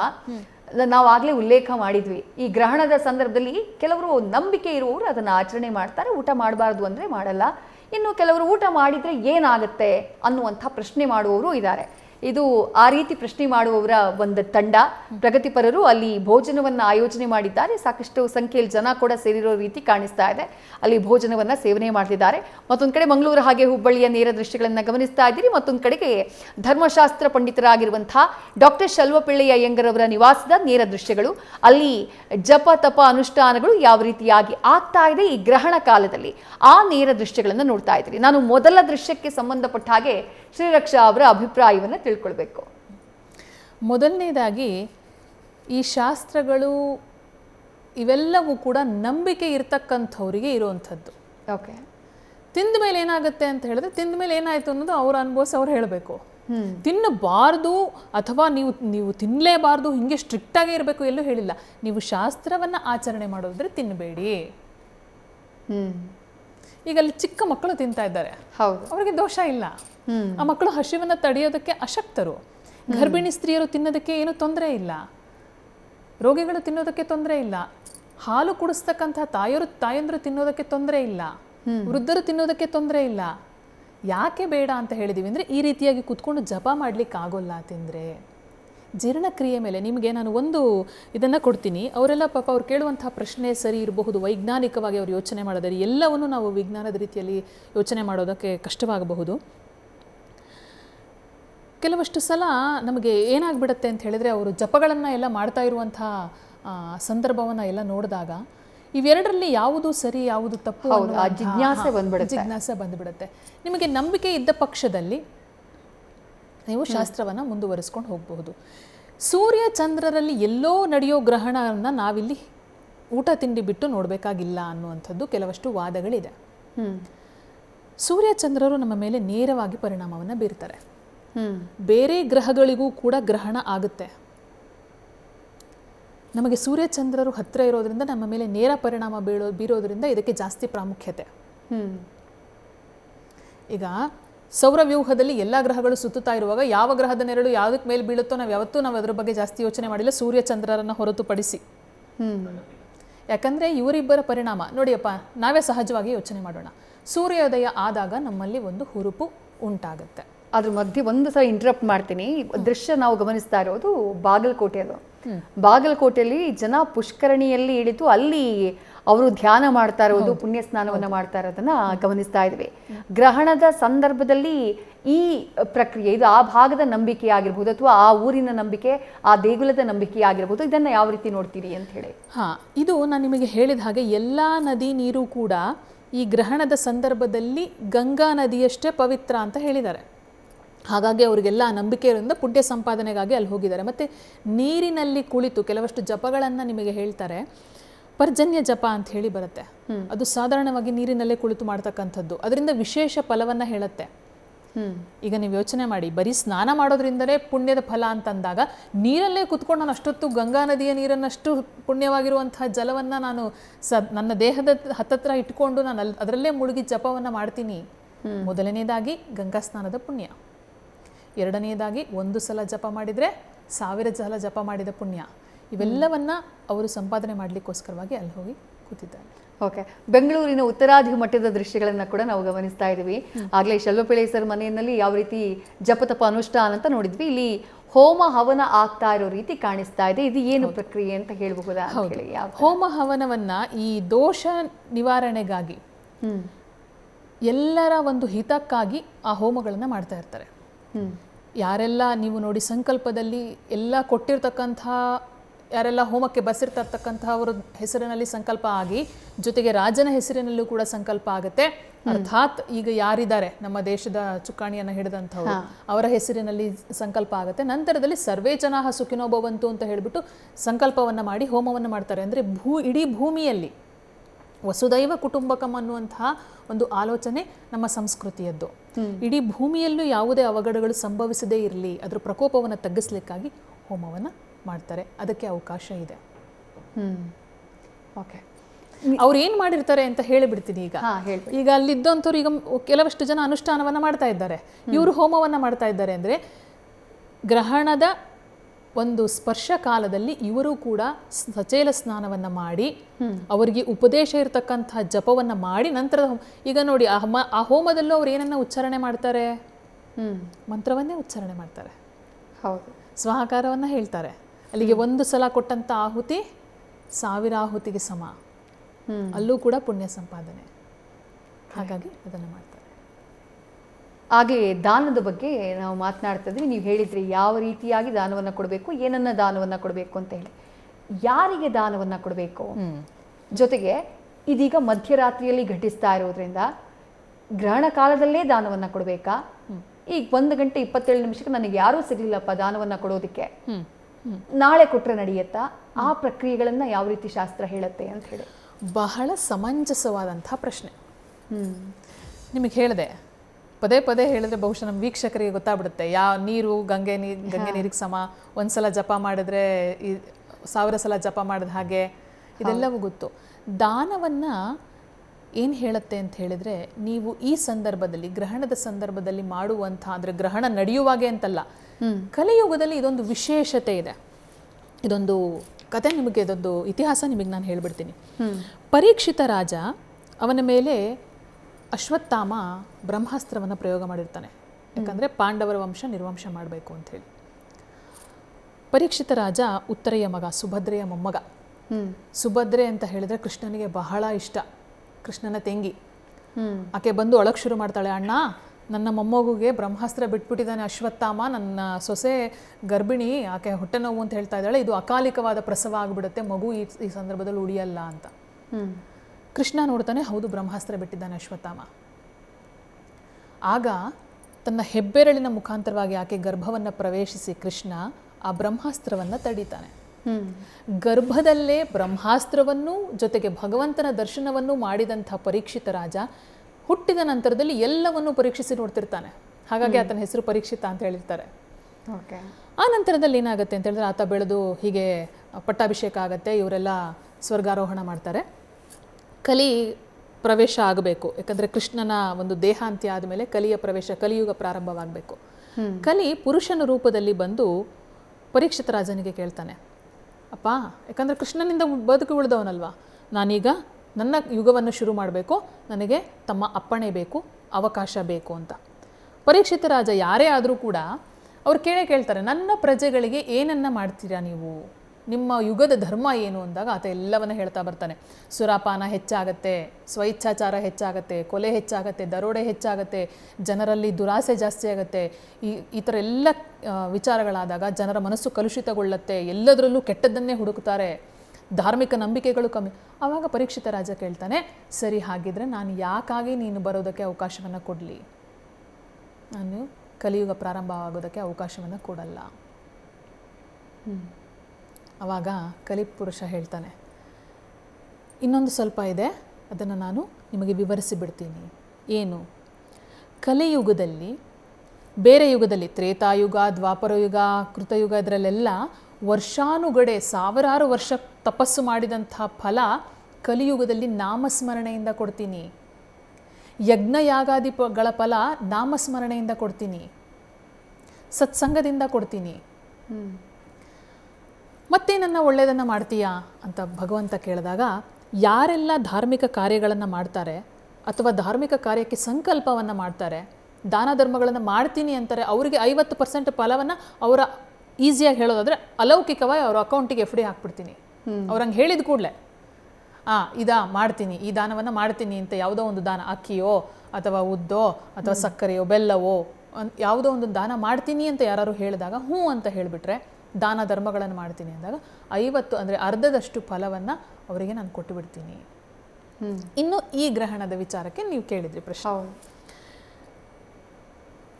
ಈ ಸಂದರ್ಭದಲ್ಲಿ ಮೊದಲನೇದಾಗಿ ಹೇಳ್ತಾರೆ, ದಾನವೇ ಏನನ್ನೇ ಯಾರಿಗೇ ದಾನ ಮಾಡಿದರೂ ಕೂಡ ಭೂದಾನದಷ್ಟು ಫಲ. ಇಮ್ಯಾಜಿನ್ ಮಾಡಿ, ಬೆಂಗಳೂರಿನಲ್ಲಿ ಇವಾಗ ಸೈಟ್ ರೇಟ್ ಹೇಗಿದೆ, ಭೂದಾನ ಮಾಡೋದಕ್ಕಾಗುತ್ತಾ? ಆಗೋಲ್ಲ. ಈ ಗ್ರಹಣದ ಸಂದರ್ಭದಲ್ಲಿ ಅದನ್ನು ನಾವು ಅದರ ಉಪಯೋಗವನ್ನು ಪಡ್ಕೋಬೋದು. ಯಾಕಂದರೆ ಏನೇ ದಾನ ಮಾಡಿದರೂ ಕೂಡ ಬಹುಶಃ ಯಾವುದೋ ಒಂದು ಇದು ಬಂತು ಅಂತ ಅನ್ಕೋತೀನಿ, ನಾನು ಚಿತ್ರಗಳನ್ನು ನಾವು ನೋಡಬಹುದು ಅಂತ ಅನ್ಕೋತೀನಿ. ಬೆಂಗಳೂರು ಉತ್ತರಾದಿ ಮಟ್ಟದ ನೇರ ದೃಶ್ಯಗಳನ್ನು ಗಮನಿಸ್ತಾ ಇದ್ವಿ. ಆಗಲೇ ನೀವು ವಿವರಿಸಿದ್ರಿ, ಬಾಗಲಕೋಟೆಯಲ್ಲಿ ಪುಷ್ಕರಣಿಯಲ್ಲಿ ಸ್ನಾನ ಆಗ್ತಾ ಇದೆ, ಅದರ ಮಹತ್ವ ಏನು ಅನ್ನೋದನ್ನು ಶ್ರೀರಕ್ಷಾ ಅವರು ವಿವರಿಸಿದ್ರು. ಜೊತೆಗೆ ಹೊರನಾಡು ದೇವಸ್ಥಾನದಲ್ಲಿ ಪೂಜೆ ನಡೀತಾ ಇದೆ. ಮತ್ತೊಂದು ಕಡೆ ಗದಗದ ಸೋಮೇಶ್ವರನಿಗೆ ಜಲಾಭಿಷೇಕ ಆಗ್ತಾ ಇದೆ. ಪೂರ್ಣವಾಗಿ ಭೂಮಿಯ ನೆರಳು ಚಂದ್ರನನ್ನು ಆವರಿಸಿಕೊಳ್ಳೋಕೆ ಬಹುಶಃ ಇನ್ನು 8-9 ನಿಮಿಷ ಮಾತ್ರ ಬಾಕಿ ಇರುವುದು. 11 ಗಂಟೆ 32 ನಿಮಿಷ ಆಯಿತು. ರಕ್ತವರ್ಣದಲ್ಲಿ ಚಂದ್ರ ಯಾವ ರೀತಿ ಕಾಣಿಸ್ತಿದ್ದಾನೆ ಅನ್ನೋದನ್ನು ಗಮನಿಸ್ತಾ ಇದ್ದೀರಿ. ಕಡುಗೆಂಪು ಬಣ್ಣಕ್ಕೆ ಚಂದ್ರ ತಿರುಗಿದ್ದಾನೆ, ಆದರೆ ಪೂರ್ಣ ಪ್ರಮಾಣದಲ್ಲಿ ಕಾಣಿಸ್ತಾ ಇಲ್ಲ. ಸ್ವಲ್ಪ ಕತ್ತಲು ಆವರಿಸಿದ ರೀತಿ ನಮಗೆ ಅಲ್ಲಿ ನೋಡಿ, ಈಗ ಸ್ವಲ್ಪ ಸ್ಪಷ್ಟ ಆಯಿತು. ಅದು ಬಹುಶಃ ಮೋಡ ಅಡ್ಡ ಇದೆ ಅಂತ ಅನ್ಸುತ್ತೆ, ಹಾಗಾಗಿ ಕ್ಲಿಯರ್ ಆಗಿ ಕಾಣಿಸ್ತಾ ಇರಲಿಲ್ಲ. ಈಗ ನೋಡಿ ಬಹಳ ಸ್ಪಷ್ಟವಾಗಿ ಕಾಣಿಸ್ತಾ ಇದೆ. ಕಡುಗೆಂಪು ಬಣ್ಣಕ್ಕೆ ಚಂದ್ರ ತಿರುಗಿದ್ದಾನೆ. ದೃಶ್ಯಗಳಲ್ಲಿ ನೋಡ್ತಾ ಇದ್ರಿ, ಎಲ್ಲವೂ ಕೂಡ ಲೈವ್ ದೃಶ್ಯಗಳು ನೀವು ಗಮನಿಸ್ತಾ ಇರೋದು. ಶ್ರೀರಕ್ಷಾ ಅವರು ನೀವು ವಿವರಿಸ್ತಾ ಇದ್ರು, ಮುಂದುವರಿಸಿ. ಹಾಗಾಗಿ ಆ ನಂತರದಲ್ಲಿ ಪರೀಕ್ಷಿತ ರಾಜ ಪ್ರವೇಶ ಮಾಡಲಿಕ್ಕೆ, ಕಲಿಯುಗ ಪ್ರಾರಂಭವಾಗಲಿಕ್ಕೆ ತನ್ನ ಒಪ್ಪಿಗೆಯನ್ನು ಕೊಡ್ತಾನೆ. ಯಾಕಂದ್ರೆ ಇಷ್ಟು ಸುಲಭವಾಗಿ ಮನುಷ್ಯ ಮುಕ್ತಿಯನ್ನು ಪಡೆಯಬಹುದು ಕಲಿಯುಗದಲ್ಲಿ. ಏನೂ ಗೊತ್ತಿಲ್ಲ ಅಂದ್ರೆ ಭಗವಂತನ ನಾಮಸ್ಮರಣೆಯಿಂದನೇ ನಿಮಗೆ ಅಶ್ವಮೇಧ ಯಾಗ ಮಾಡಿದ ಪುಣ್ಯ. ಅಂಥದ್ರಲ್ಲಿ ಗ್ರಹಣದ ಕಾಲದಲ್ಲಿ ಒಂದು ಸಲ ನೀವು ಜಪ ಮಾಡಿದ್ರೆ 1000ದಷ್ಟು. ಹೌದು. ಇನ್ನು ಭೂದಾನದ ಬಗ್ಗೆ, ದಾನದ ಬಗ್ಗೆ ಮಾತಾಡಿದ್ವಿ. ಹೌದು. ಈಗ ಬೆಂಗಳೂರಲ್ಲಿ ನಾವಂತೂ ಸೈಟ್ ಅಂತೂ ದಾನ ಮಾಡ್ಲಿಕ್ಕೆ ಆಗಲ್ಲ. ಭೂಮಿ ದಾನ ಬೆಂಗಳೂರಲ್ಲಿ ಅಲ್ಲ, ಯಾವುದೇ ಊರಿನಲ್ಲಿ ಹೋದ್ರೂ ಕೂಡ ನಿಮಗೆ ಭೂದಾನ ಕಷ್ಟವಾಗ್ಬಿಟ್ಟಿದೆ ಈಗ. ಹಾಗಾಗಿ ಯಾವುದೇ ವಸ್ತುವನ್ನು ದಾನ ಮಾಡಿದರೂ ಕೂಡ ಭೂದಾನ. ಇನ್ನು ಯಾರಿಗೆ ದಾನ ಮಾಡಬೇಕು ಅಂತ ಬರುತ್ತೆ. ಯಾರಿಗಾದರೂ ದಾನ ಮಾಡಿ. ಪ್ರಥಮವಾಗಿ ಹೇಳುತ್ತೆ, ಇವತ್ತು ಯಾರೇ ಬ್ರಾಹ್ಮಣರಿಗೆ ನೀವು ದಾನ ಮಾಡಿದರೂ ಕೂಡ ಅವರು ವ್ಯಾಸರಿಗೆ ಸಮ, ಅಷ್ಟು ಶ್ರೇಷ್ಠರು. ಅವರೇನಾದರೂ ಆಗಿರಲಿ, ಅವರ ಆಚಾರ ವಿಚಾರಗಳೇನಾದರೂ ಆಗಿರಲಿ. ಹಾಗಿದ್ರೆ ಬ್ರಾಹ್ಮಣರು ಅಂತ ಹೇಳಿದರೆ ಬರೀ ಹುಟ್ಟಿನಿಂದ ಬಂದಂಥವರ ಆಲೋಚನೆಯಲ್ಲಿ ಶುದ್ಧತೆ ಇದ್ದು, ಮನಸ್ಸಿನಲ್ಲಿ ಪರಿಶುದ್ಧತೆ ಇತ್ತು, ಒಳ್ಳೆ ರೀತಿಯಾದಂಥ ಒಂದು ಅನುಷ್ಠಾನಗಳನ್ನು ಮಾಡ್ತಾ ಇರ್ತಕ್ಕಂಥವ್ರಿಗೆ ನೀವು ದಾನವನ್ನು ಮಾಡಬಹುದು. ಓಕೆ. ಆ ನಂತರದಲ್ಲಿ ಅವರು ವೇದಾಧ್ಯಯನ ಮಾಡಿದರೆ ನಿಮಗೆ 2ರಷ್ಟು ಫಲ, ಅಂದರೆ 2 ಭೂಮಿಯನ್ನು ದಾನ ಮಾಡಿದ ಫಲ. ಅವರು ಅನುಷ್ಠಾನವನ್ನು ಮಾಡ್ತಾ ಇದ್ದವರು, ಕಠಿಣ ಅನುಷ್ಠಾನವನ್ನು ಮಾಡ್ತಾ ಇರುವಂಥವ್ರಾದರೆ 10 ಭೂಮಿಯನ್ನು ದಾನ ಮಾಡಿದ ಪುಣ್ಯ, ಹೀಗೆ ಉಲ್ಲೇಖ ಮಾಡ್ತಾ ಹೋಗ್ತಾರೆ. ಒಟ್ಟು ದಾನವನ್ನು ಇಲ್ಲಿ ಪ್ರಶಸ್ತವಾಗಿ ನಿಮಗೆ ಹೇಳಿಯೇ ಇದೆ. ಬಹಳ ಚೆನ್ನಾಗಿ ವಿವರಿಸಿದ್ರಿ. ಈಗ ಆ ಗ್ರಹಣದ ಕಾಲ ಆಗಿರೋದ್ರಿಂದ ಈ ಕಾಲದಲ್ಲಿ ನಾವು ಏನು ಮಾಡಬೇಕು, ಯಾವುದನ್ನ ಮಾಡಬಾರ್ದು ಅನ್ನೋದು ಬಹಳ ನಮ್ಮ ವೀಕ್ಷಕರಿಗೆ ಅದು ಕುತೂಹಲ ಕಾರಣ ಆಗುತ್ತೆ. ಆಯಿತು, ನೀವು ಹೇಳಿದ್ರಿ 1:15 ಆಗಿಬಿಟ್ಟಿದೆ ಅಂತ ಹೇಳಿ. ನಾನು ಹಾಗಾಗಿ ಪರೀಕ್ಷಿತ ರಾಜರ ಒಂದು ಪುರಾಣದ ಒಂದು ಉಲ್ಲೇಖವನ್ನು ನಿಮಗೆ ಕೊಟ್ಟೆ. ಈಗ ಹೋಗಿ ಮಾಡ್ಲಿಕ್ಕೆ ಆಗಲ್ಲ ದಾನ, ಯಾರೂ ಸಿಗಲ್ಲ. ಈಗ ಬೆಂಗಳೂರಲ್ಲಿ ಯಾವುದೋ ಒಂದು ದೇವಸ್ಥಾನ ಓಪನ್ ಇರಲ್ಲ, ಅಥವಾ ಯಾರಿಗೋ ನಾವು ಕೊಡಬೇಕು ಅಂದರೆ ಕೊಡಲಿಕ್ಕಾಗಲ್ಲ. ನೀವು ಅಪಾರ್ಟ್ಮೆಂಟ್ಗಳಲ್ಲಿದ್ದಂತಹ ಸಂದರ್ಭದಲ್ಲಿ ಅಲ್ಲಿ ಯಾರಾದರೂ ನಿಮಗೆ ಸಿಗ್ತಾರೆ ಅಂದರೆ ನೀವು ದಾನವನ್ನು ಮಾಡಬಹುದು. ಈಗ ಈ ಸಂದರ್ಭದಲ್ಲಿ ಆಗೋಲ್ಲಪ್ಪ ಅಂತ ಹೇಳಿದರೆ ಸಂಕಲ್ಪ ಮಾಡಿ, ನಾನು ನಾಳೆ ಇದನ್ನು ದಾನ ಕೊಡ್ತೀನಿ, ಈ ಥರ ದೇವಸ್ಥಾನಕ್ಕೋ ಅಥವಾ ಈ ಥರ ವ್ಯಕ್ತಿಗೋ ಇಂಥ ವ್ಯಕ್ತಿಗೋ ನಾನು ದಾನ ಕೊಡ್ತೀನಿ ಅಂತ ಹೇಳಿಬಿಟ್ಟು ಅದರ ಮೇಲೆ ಎಷ್ಟಾರು ಅದರ ಮೇಲೆ ಸಂಕಲ್ಪ. ನಿಮಗೆ ಸಂಸ್ಕೃತ ಬರಲೇಬೇಕು ಅಂತ ಹೇಳೇನಿಲ್ಲ. ಸಂಕಲ್ಪ ಅಂತ ಹೇಳಿದರೆ ಏನು? ನಾನು ಸಂಕಲ್ಪಿಸಿದ್ದೇನೆ, ನಾನು ನಿರ್ಧರಿಸಿದ್ದೇನೆ ಇದನ್ನು ಇಂಥವ್ರಿಗೆ ಕೊಡಬೇಕು ಅಂತ ಹೇಳಿ ಮನಸ್ಸಿನಲ್ಲಿ ನಿರ್ಧಾರ ಮಾಡಿ ಅದ್ರ ಮೇಲೆ ಎಷ್ಟಾರು ದಕ್ಷಿಣೆಯನ್ನು ನೀವು ಇಟ್ಟು, ಯಾಕೆ ಅದನ್ನು ಇಡ್ತೀವಿ ಅನ್ನೋದಕ್ಕೂ ನಾನು ನಿಮಗೆ ಹೇಳಿಬಿಡ್ತೀನಿ. ಹಿಂದಿನ ಕಾಲದಲ್ಲಿ ಏನಾಗ್ತಾ ಇತ್ತು, ಎಲ್ಲರಿಗೂ ಕೂಡ ಆರ್ಥಿಕವಾದಂಥ ಅನುಕೂಲ ಇರ್ತಿರಲಿಲ್ಲ. ಈ ದಾನಗಳಿಗೂ ಕೂಡ ಇದ್ರ ಹಿಂದೆ ಒಂದು ವಿಶಿಷ್ಟವಾದಂತಹ ಒಂದು ಆಲೋಚನೆ ಇದೆ ನಮ್ಮ ಹಿರಿಯರದ್ದು. ಅದನ್ನು ನಾವು ಕೋವಿಡ್ ಟೈಮಲ್ಲಿ ನಾವು ಬಹಳ ಚೆನ್ನಾಗಿ ಅರ್ಥ ಮಾಡ್ಕೊಂಡ್ವಿ. ಅಲ್ಲಿ ತನಕನೂ ಕೂಡ ನಾವೊಬ್ಬರು ಚೆನ್ನಾಗಿದ್ದರೆ ಸಾಕು ಅನ್ನೋ ಆಲೋಚನೆ ಇತ್ತು. ನೀವು ನೋಡಿ, ನಮ್ಮ ಎಲ್ಲ ಹಬ್ಬ ಹರಿದಿನಗಳಲ್ಲೂ ಕೂಡ ಪ್ರಸಾದವನ್ನು ಹಂಚೋದು, ಹೌದು, ಎಳ್ಳು ಬೆಲ್ಲವನ್ನು ಕೊಡ್ತಕ್ಕಂಥದ್ದು, ಕರೆಕ್ಟ್, ಬೇವು ಬೆಲ್ಲನ ಕೊಡೋದು, ಬನ್ನಿಯನ್ನು ಕೊಡ್ತಕ್ಕಂಥದ್ದು, ಎಲ್ಲೂ ಕೂಡ ನಾವು ಇಷ್ಟೇ ಜನ ಮಾಡ್ಕೊಂಡು ತಿನ್ನಬೇಕು ಅಂತ ಹೇಳಿ ಎಲ್ಲೂ ಇಲ್ಲ. ಅಕ್ಕಪಕ್ಕದ ಮನೆಗಾದರೂ ಕನಿಷ್ಠ ನಾವು ಅದನ್ನು ಕೊಟ್ಬಿಟ್ಟು ಬರ್ತೀವಿ. ಇದು ಸಹಬಾಳ್ವೆಯ ಪ್ರತೀಕ. ಅವ್ರ ಮನೇಲಿ ಇರುತ್ತೋ ಇರಲ್ವೋ, ಮಾಡ್ಕೊಳ್ಳೋವಂಥ ಸಂದರ್ಭಗಳಿರುತ್ತೋ ಇರಲ್ವೋ, ಅವರು ಸಿಹಿಯನ್ನು ತಿನ್ನಲಿ, ಪ್ರಸಾದದ ರೂಪದಲ್ಲಿ ಅವರು ಅದನ್ನು ತಿನ್ನಲಿ. ಯಾಕಂದರೆ ದೇಹಕ್ಕೆ ಅದರ ಅವಶ್ಯಕತೆ ಇರುತ್ತೆ. ನಮ್ಮಲ್ಲಿ ಮಾಡುವಂತಹ ಹಬ್ಬ ಹರಿದಿನಗಳ ಎಲ್ಲ ಆಚರಣೆಗಳು ಆರೋಗ್ಯಕ್ಕೆ ಮತ್ತು ಖಗೋಳ ವಿಜ್ಞಾನಕ್ಕೆ ನೇರ ಸಂಬಂಧವನ್ನು ಹೊಂದಿದೆ. ಹಾಗಾಗಿ ಪರ್ಟಿಕ್ಯುಲರಾಗಿ ಇಂತಿಂಥ ಹಬ್ಬದಲ್ಲಿ ಇಂತಿಂಥ ಆಚರಣೆ ಅಂತ. ಈಗ ನಾವು ದಾನವನ್ನು ಕೊಡುವಾಗಲೂ ಅಷ್ಟೇ, ಅದರಿಂದ ಅವ್ರಿಗೆ ಉಪಯೋಗವಾಗಲಿ ಅನ್ನೋದು ಒಂದಾದರೆ, ಎರಡನೆಯದು ನೀವು ಯಾವ ವಸ್ತುವನ್ನು ಮುಟ್ತೀರಿ ಆ ವಸ್ತುವಲ್ಲಿ. ಇದಕ್ಕೆ ನಿಮಗೊಂದು ಎಕ್ಸಾಂಪಲ್ನ ಕೊಡ್ತೀನಿ, ತುಂಬ ಸರಳೀಕೃತಗೊಳಿಸುವಂಥ ಪ್ರಯತ್ನವನ್ನು ಮಾಡ್ತೀನಿ. ನಾವು ರೆಗ್ಯುಲರ್ ಆಗಿ ಒಂದೇ ಇಂಕ್ ಪೆನ್ನಲ್ಲಿ ಬಳಸ್ತಾ ಇದ್ದರೆ, ಹಿಂದೆ ಹೀರೋ ಪೆನ್ ಬಳಸ್ತಾ ಇದ್ರು ಸಾಧಾರಣವಾಗಿ ಸ್ಟೂಡೆಂಟ್ಸ್ಗಳು. ಅವಾಗ ಇಂಕ್ ಪೆನ್ ಬಳಸ್ತಾ ಇದ್ದರೆ, ನಾವೇ ಬಳಸ್ತಾ ಇದ್ದರೆ ಒಂದಿಷ್ಟು ವರ್ಷ ನಮ್ಮ ಫ್ರೆಂಡ್ಸ್ ಆ ಪೆನ್ನನ್ನು ತೊಗೊಂಡು ಬಳಸಿದ್ರು ಕೂಡ ಅವ್ರು ಹೇಳ್ತಿದ್ರು, ನಿನ್ನ ಹ್ಯಾಂಡ್ ರೈಟಿಂಗ್ ಬಂದಂಗೆ ಬರ್ತಾ ಇದೆ ಕಣಮ್ಮ ನಾನು ಬರೆದ್ರು. ಅಂದರೆ ಆ ವಸ್ತುಗಳಲ್ಲೆಲ್ಲ ನಮ್ಮ ಒಂದು ಛಾಪು ಅದರಲ್ಲಿರುತ್ತೆ. ಈ ಧಾನ್ಯಗಳನ್ನು ನೀವು ಮುಟ್ಟಿದಾಗ ಆ ನೆಗೆಟಿವ್ ಅಂತಕ್ಕಂಥದ್ದು ಏನಾದರೂ ಇದ್ದರೆ, ಆ ದೋಷಗಳೆಲ್ಲ ಆ ಧಾನ್ಯಗಳು ಹಿಡಿದಿಟ್ಕೊಂಡು ತಿಂದವ್ರಿಗೆ ಏನಾದ್ರು ಆಗುತ್ತಾ? ಖಂಡಿತ ಇಲ್ಲ, ಯಾಕಂದರೆ ಅದು ಧಾನ್ಯಗಳು. ಹಾಗಾಗಿ ದಾನವನ್ನು ಆ ರೀತಿ ಮಾಡ್ಬೋದು. ಆಗಲಿಲ್ಲ ಅಂದರೆ ಸಂಕಲ್ಪಿಸಿ ಇವತ್ತಿಟ್ಟು ನಾಳೆ ಬೆಳಿಗ್ಗೆ ನೀವು ಹೋಗಿ ದಾನವನ್ನು ಮಾಡಬಹುದು. ನಾಳೆ ಬೆಳಗ್ಗೆನೂ ಸಂಕಲ್ಪಿಸಿ ದಾನವನ್ನು ಮಾಡೋದಕ್ಕೆ ಅವಕಾಶ ಇದೆ. ಇವತ್ತು ನೀವು ತೆಗೆದಿಟ್ಬಿಟ್ಟು ನೀವು ಮಾಡ್ಬೋದು. ಇಲ್ಲ ನಾಳೆ ನೀವು ತೊಗೊಂಡು ಮಾಡ್ತೀರಿ ಅಂತಂದ್ರೂ ಕೂಡ ನಾಳೆ ಮುಟ್ಟಿ ನೀವು ಕೊಡಬೇಕಾಗತ್ತೆ.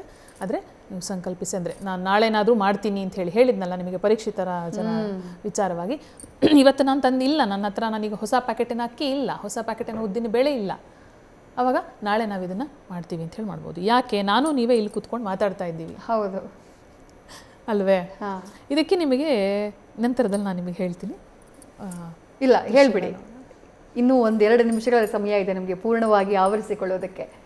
ಈಗ ಪೂರ್ಣವಾಗಿ ಆವರಿಸಿಕೊಳ್ಳುವಂಥ ಸಂದರ್ಭದಲ್ಲಿ, ಪೂರ್ಣವಾಗಿ ಆವರಿಸಿಕೊಂಡ ನಂತರದಲ್ಲಿ ತರ್ಪಣಾದಿ ವಿಶೇಷ ಕಾರ್ಯಗಳನ್ನು ಹೇಳಿದೆ. ಬಹುಶಃ ಅದು ಮೈಸೂರಿನಿಂದ ಶಲೋಪಿಳ್ಳೆ ಸರ್ ಅವರ ನಿವಾಸದಿಂದಲೇ ನಮಗೆ ಲೈವ್ ದೃಶ್ಯಗಳು ಸಿಗಬಹುದು. ಅಲ್ಲಾಗುವಂತಹ ಪ್ರಕ್ರಿಯೆಗಳನ್ನ ಕೂಡ ನಾವು ಗಮನಿಸ್ತಾ ಹೋಗೋಣ. ನೀವು ಹೇಳ್ತಾ ಇದ್ರಿ, ಕರೆಕ್ಟ್, ನೀವು ಹೇಳಿದ್ ಕರೆಕ್ಟ್. ಕೆಲವರು ಅವರವರ ಮನೆಯಲ್ಲಿ ಜಪ ತಪ ಅನುಷ್ಠಾನಗಳನ್ನ ಮಾಡ್ತಿದ್ದಾರೆ. ನೀವು ಸ್ಟುಡಿಯೋದಲ್ಲಿ ಕೂತಿದ್ದೀವಿ, ನಮ್ಮ ರೀತಿ ಬೇರೆಯವರು ಕೂಡ ನೈಟ್ ಶಿಫ್ಟ್ ಇರೋರು ಅವರವರ ವರ್ಕ್ಗಳನ್ನ ಮಾಡ್ತಿದ್ದಾರೆ. ನಮ್ಮ ಆಫೀಸನ್ನೇ ತಗೊಳ್ಳೋಣ, ಇಲ್ಲೂ ಕೂಡ ವರ್ಕ್ಗಳು ನಡೀತಾ ಇದೆ. ಈಗ ಅವರು ಏನ್ ಮಾಡಬೇಕು? ಇಲ್ಲಿ ವರ್ಕ್ಗಳು ನಡೀತಾ ಇದೆ, ಸೈನಿಕರು ಇರ್ತಾರೆ, ಆಮೇಲೆ ಆರ್ಮಿ ನೇವಿಲೆಲ್ಲ ಇರ್ತಾರೆ, IT ಕಂಪ್ನಿಗಳಲ್ಲೂ IT ಕಂಪನಿಗಳೆಲ್ಲ ಆಗ್ತಾ ಇರುತ್ತೆ, ಡಾಕ್ಟರ್ಸ್ಗಳು ಯಾರೋ ಪೇಷಂಟ್ಗಳನ್ನು ಅಟೆಂಡ್ ಮಾಡಬೇಕಾಗಿರುತ್ತೆ. ಈ ಎಲ್ಲ ವೃತ್ತಿಯಲ್ಲಿ ಇರ್ತಕ್ಕಂಥವ್ರು ಏನು ಮಾಡಬೇಕು? ಹಾಗಿದ್ರೆ ನಾವು ಈ ಒಂದು ಗ್ರಹಣದ ದೋಷ ಹೇಗೆ ನಮಗೆ ನಿವಾರಣೆ ಆಗುತ್ತೆ? ನಿಮಗೆ ಹೇಳಿದ ಹಾಗೆ ಸಂಕಲ್ಪವನ್ನು ನಾವು ಮಾಡಬಹುದು. ನಮಗೆ ಇವತ್ತಿನ ಪರಿಸ್ಥಿತಿ ಇದಕ್ಕೆ ನಿಮಗೆ ನೋಡಿ, ಮಧ್ಯಕಾಲ ಈ ಪ್ರಕ್ರಿಯೆ ಏನು ಅಂತ ಹೇಳಿ ಈಗ ಅವ್ರು ಏನು ಮಾಡ್ತಾ ಇದ್ದಾರೆ ಅಂತ ಹೇಳಿದ್ರೆ ಗುರುಗಳು, ಅವರು ಕರೆಕ್ಟಾಗಿ ಮಧ್ಯದಲ್ಲಿ ಬಂದಿದೆಯಾ, ಪೂರ್ಣವಾಗಿ ಗ್ರಹಣ ಆಗಿದೆಯಾ ಅಂತಕ್ಕಂಥದ್ದನ್ನ ನೋಡ್ತಾ ಇದ್ದಾರೆ. ಅವರು ಗ್ರಹಣದ ಮಧ್ಯಕಾಲವಾ ಅಂತ ನೋಡ್ಬಿಟ್ಟು ಗ್ರಹಣದ ಅಂದರೆ ಚಂದ್ರನ ದರ್ಶನ ಮಾಡಿ ಆ ನಂತರದಲ್ಲಿ ಈಗ ತರ್ಪಣಾದಿಗಳನ್ನ ಹೇಳಲಾಗಿದೆ. ಈಗ ದರ್ಶನ ಮಾಡ್ತಾ ಇದ್ದಾರೆ ನೋಡಿ ಅವರು. ನೋಡಿ, ಕೆಲವರ ಅಭಿಪ್ರಾಯ ಇದೆ ಏನು ಅಂದರೆ, ನೋಡಬಾರ್ದು ಅಂತ ಹೇಳುತ್ತೆ ಧರ್ಮಶಾಸ್ತ್ರ ಅಂತ ಹೇಳ್ತಾರೆ. ಆದರೆ ಧರ್ಮಶಾಸ್ತ್ರ ಅಲ್ಲೆಲ್ಲ ಹಂಗೆ ಹೇಳಿಲ್ಲ. ಸೂರ್ಯನ ಗ್ರಹಣವನ್ನು ನೋಡಬಾರದು ಅಂತೇಳಿ ರಿಸ್ಟ್ರಿಕ್ಟ್ ಮಾಡಿದ್ದಾರೆ. ಕಾರಣ, ಒಂದು ವಯರ್ನಲ್ಲಿ ನಾವು ಅದನ್ನು ಬಹುಶಃ ಆ ಚಿತ್ರವನ್ನು ಮುಗಿಸ್ಬಿಟ್ಟು ಆಮೇಲೆ ನಾವು ಮಾತಾಡ್ಬೋದೇ, ನಾವು ಬಂದಿರುವಂತಹ ದೃಶ್ಯಗಳನ್ನು ನೋಡಿ.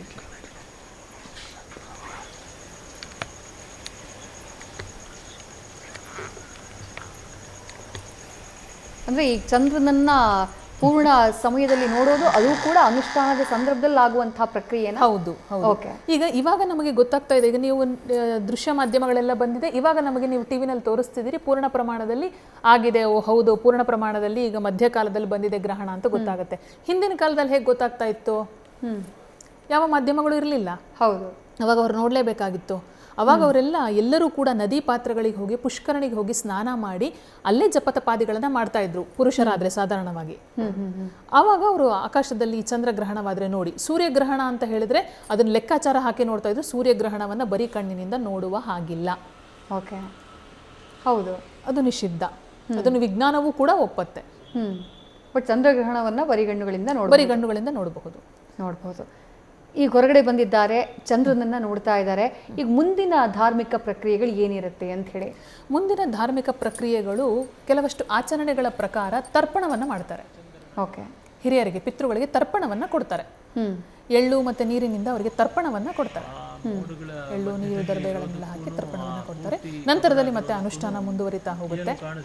ಆ ನಂತರದಲ್ಲಿ ಇನ್ನೇನು ಅರ್ಧ ಬಂದಿರೋದ್ರಿಂದ ಇನ್ನು ಅರ್ಧ ಆದ ನಂತರದಲ್ಲಿ ಮೋಕ್ಷ ಕಾಲ ಸಮೀಪಿಸಿಬಿಡುತ್ತೆ. ಹೌದು, 11:41 ಆಯ್ತು. ಗ್ರಹಣದ ಮಧ್ಯಭಾಗದಲ್ಲಿದ್ದೀವಿ. ಭೂಮಿಯ ನೆರಳು ಸಂಪೂರ್ಣವಾಗಿ ಚಂದ್ರನನ್ನ ಆವರಿಸಿದಂತಹ ಸಮಯ ಇದು. ಮಂಗಳೂರಿನ ನೇರ ದೃಶ್ಯಗಳನ್ನ ನೋಡ್ತಾ ಇದ್ದೀವಿ ನೀವು. ನ್ಯೂಸ್ ಫಸ್ಟ್, ನಿರ್ಭೀತಿಯಿಂದ ನಿಮ್ಮ ಪರವಾಗಿ.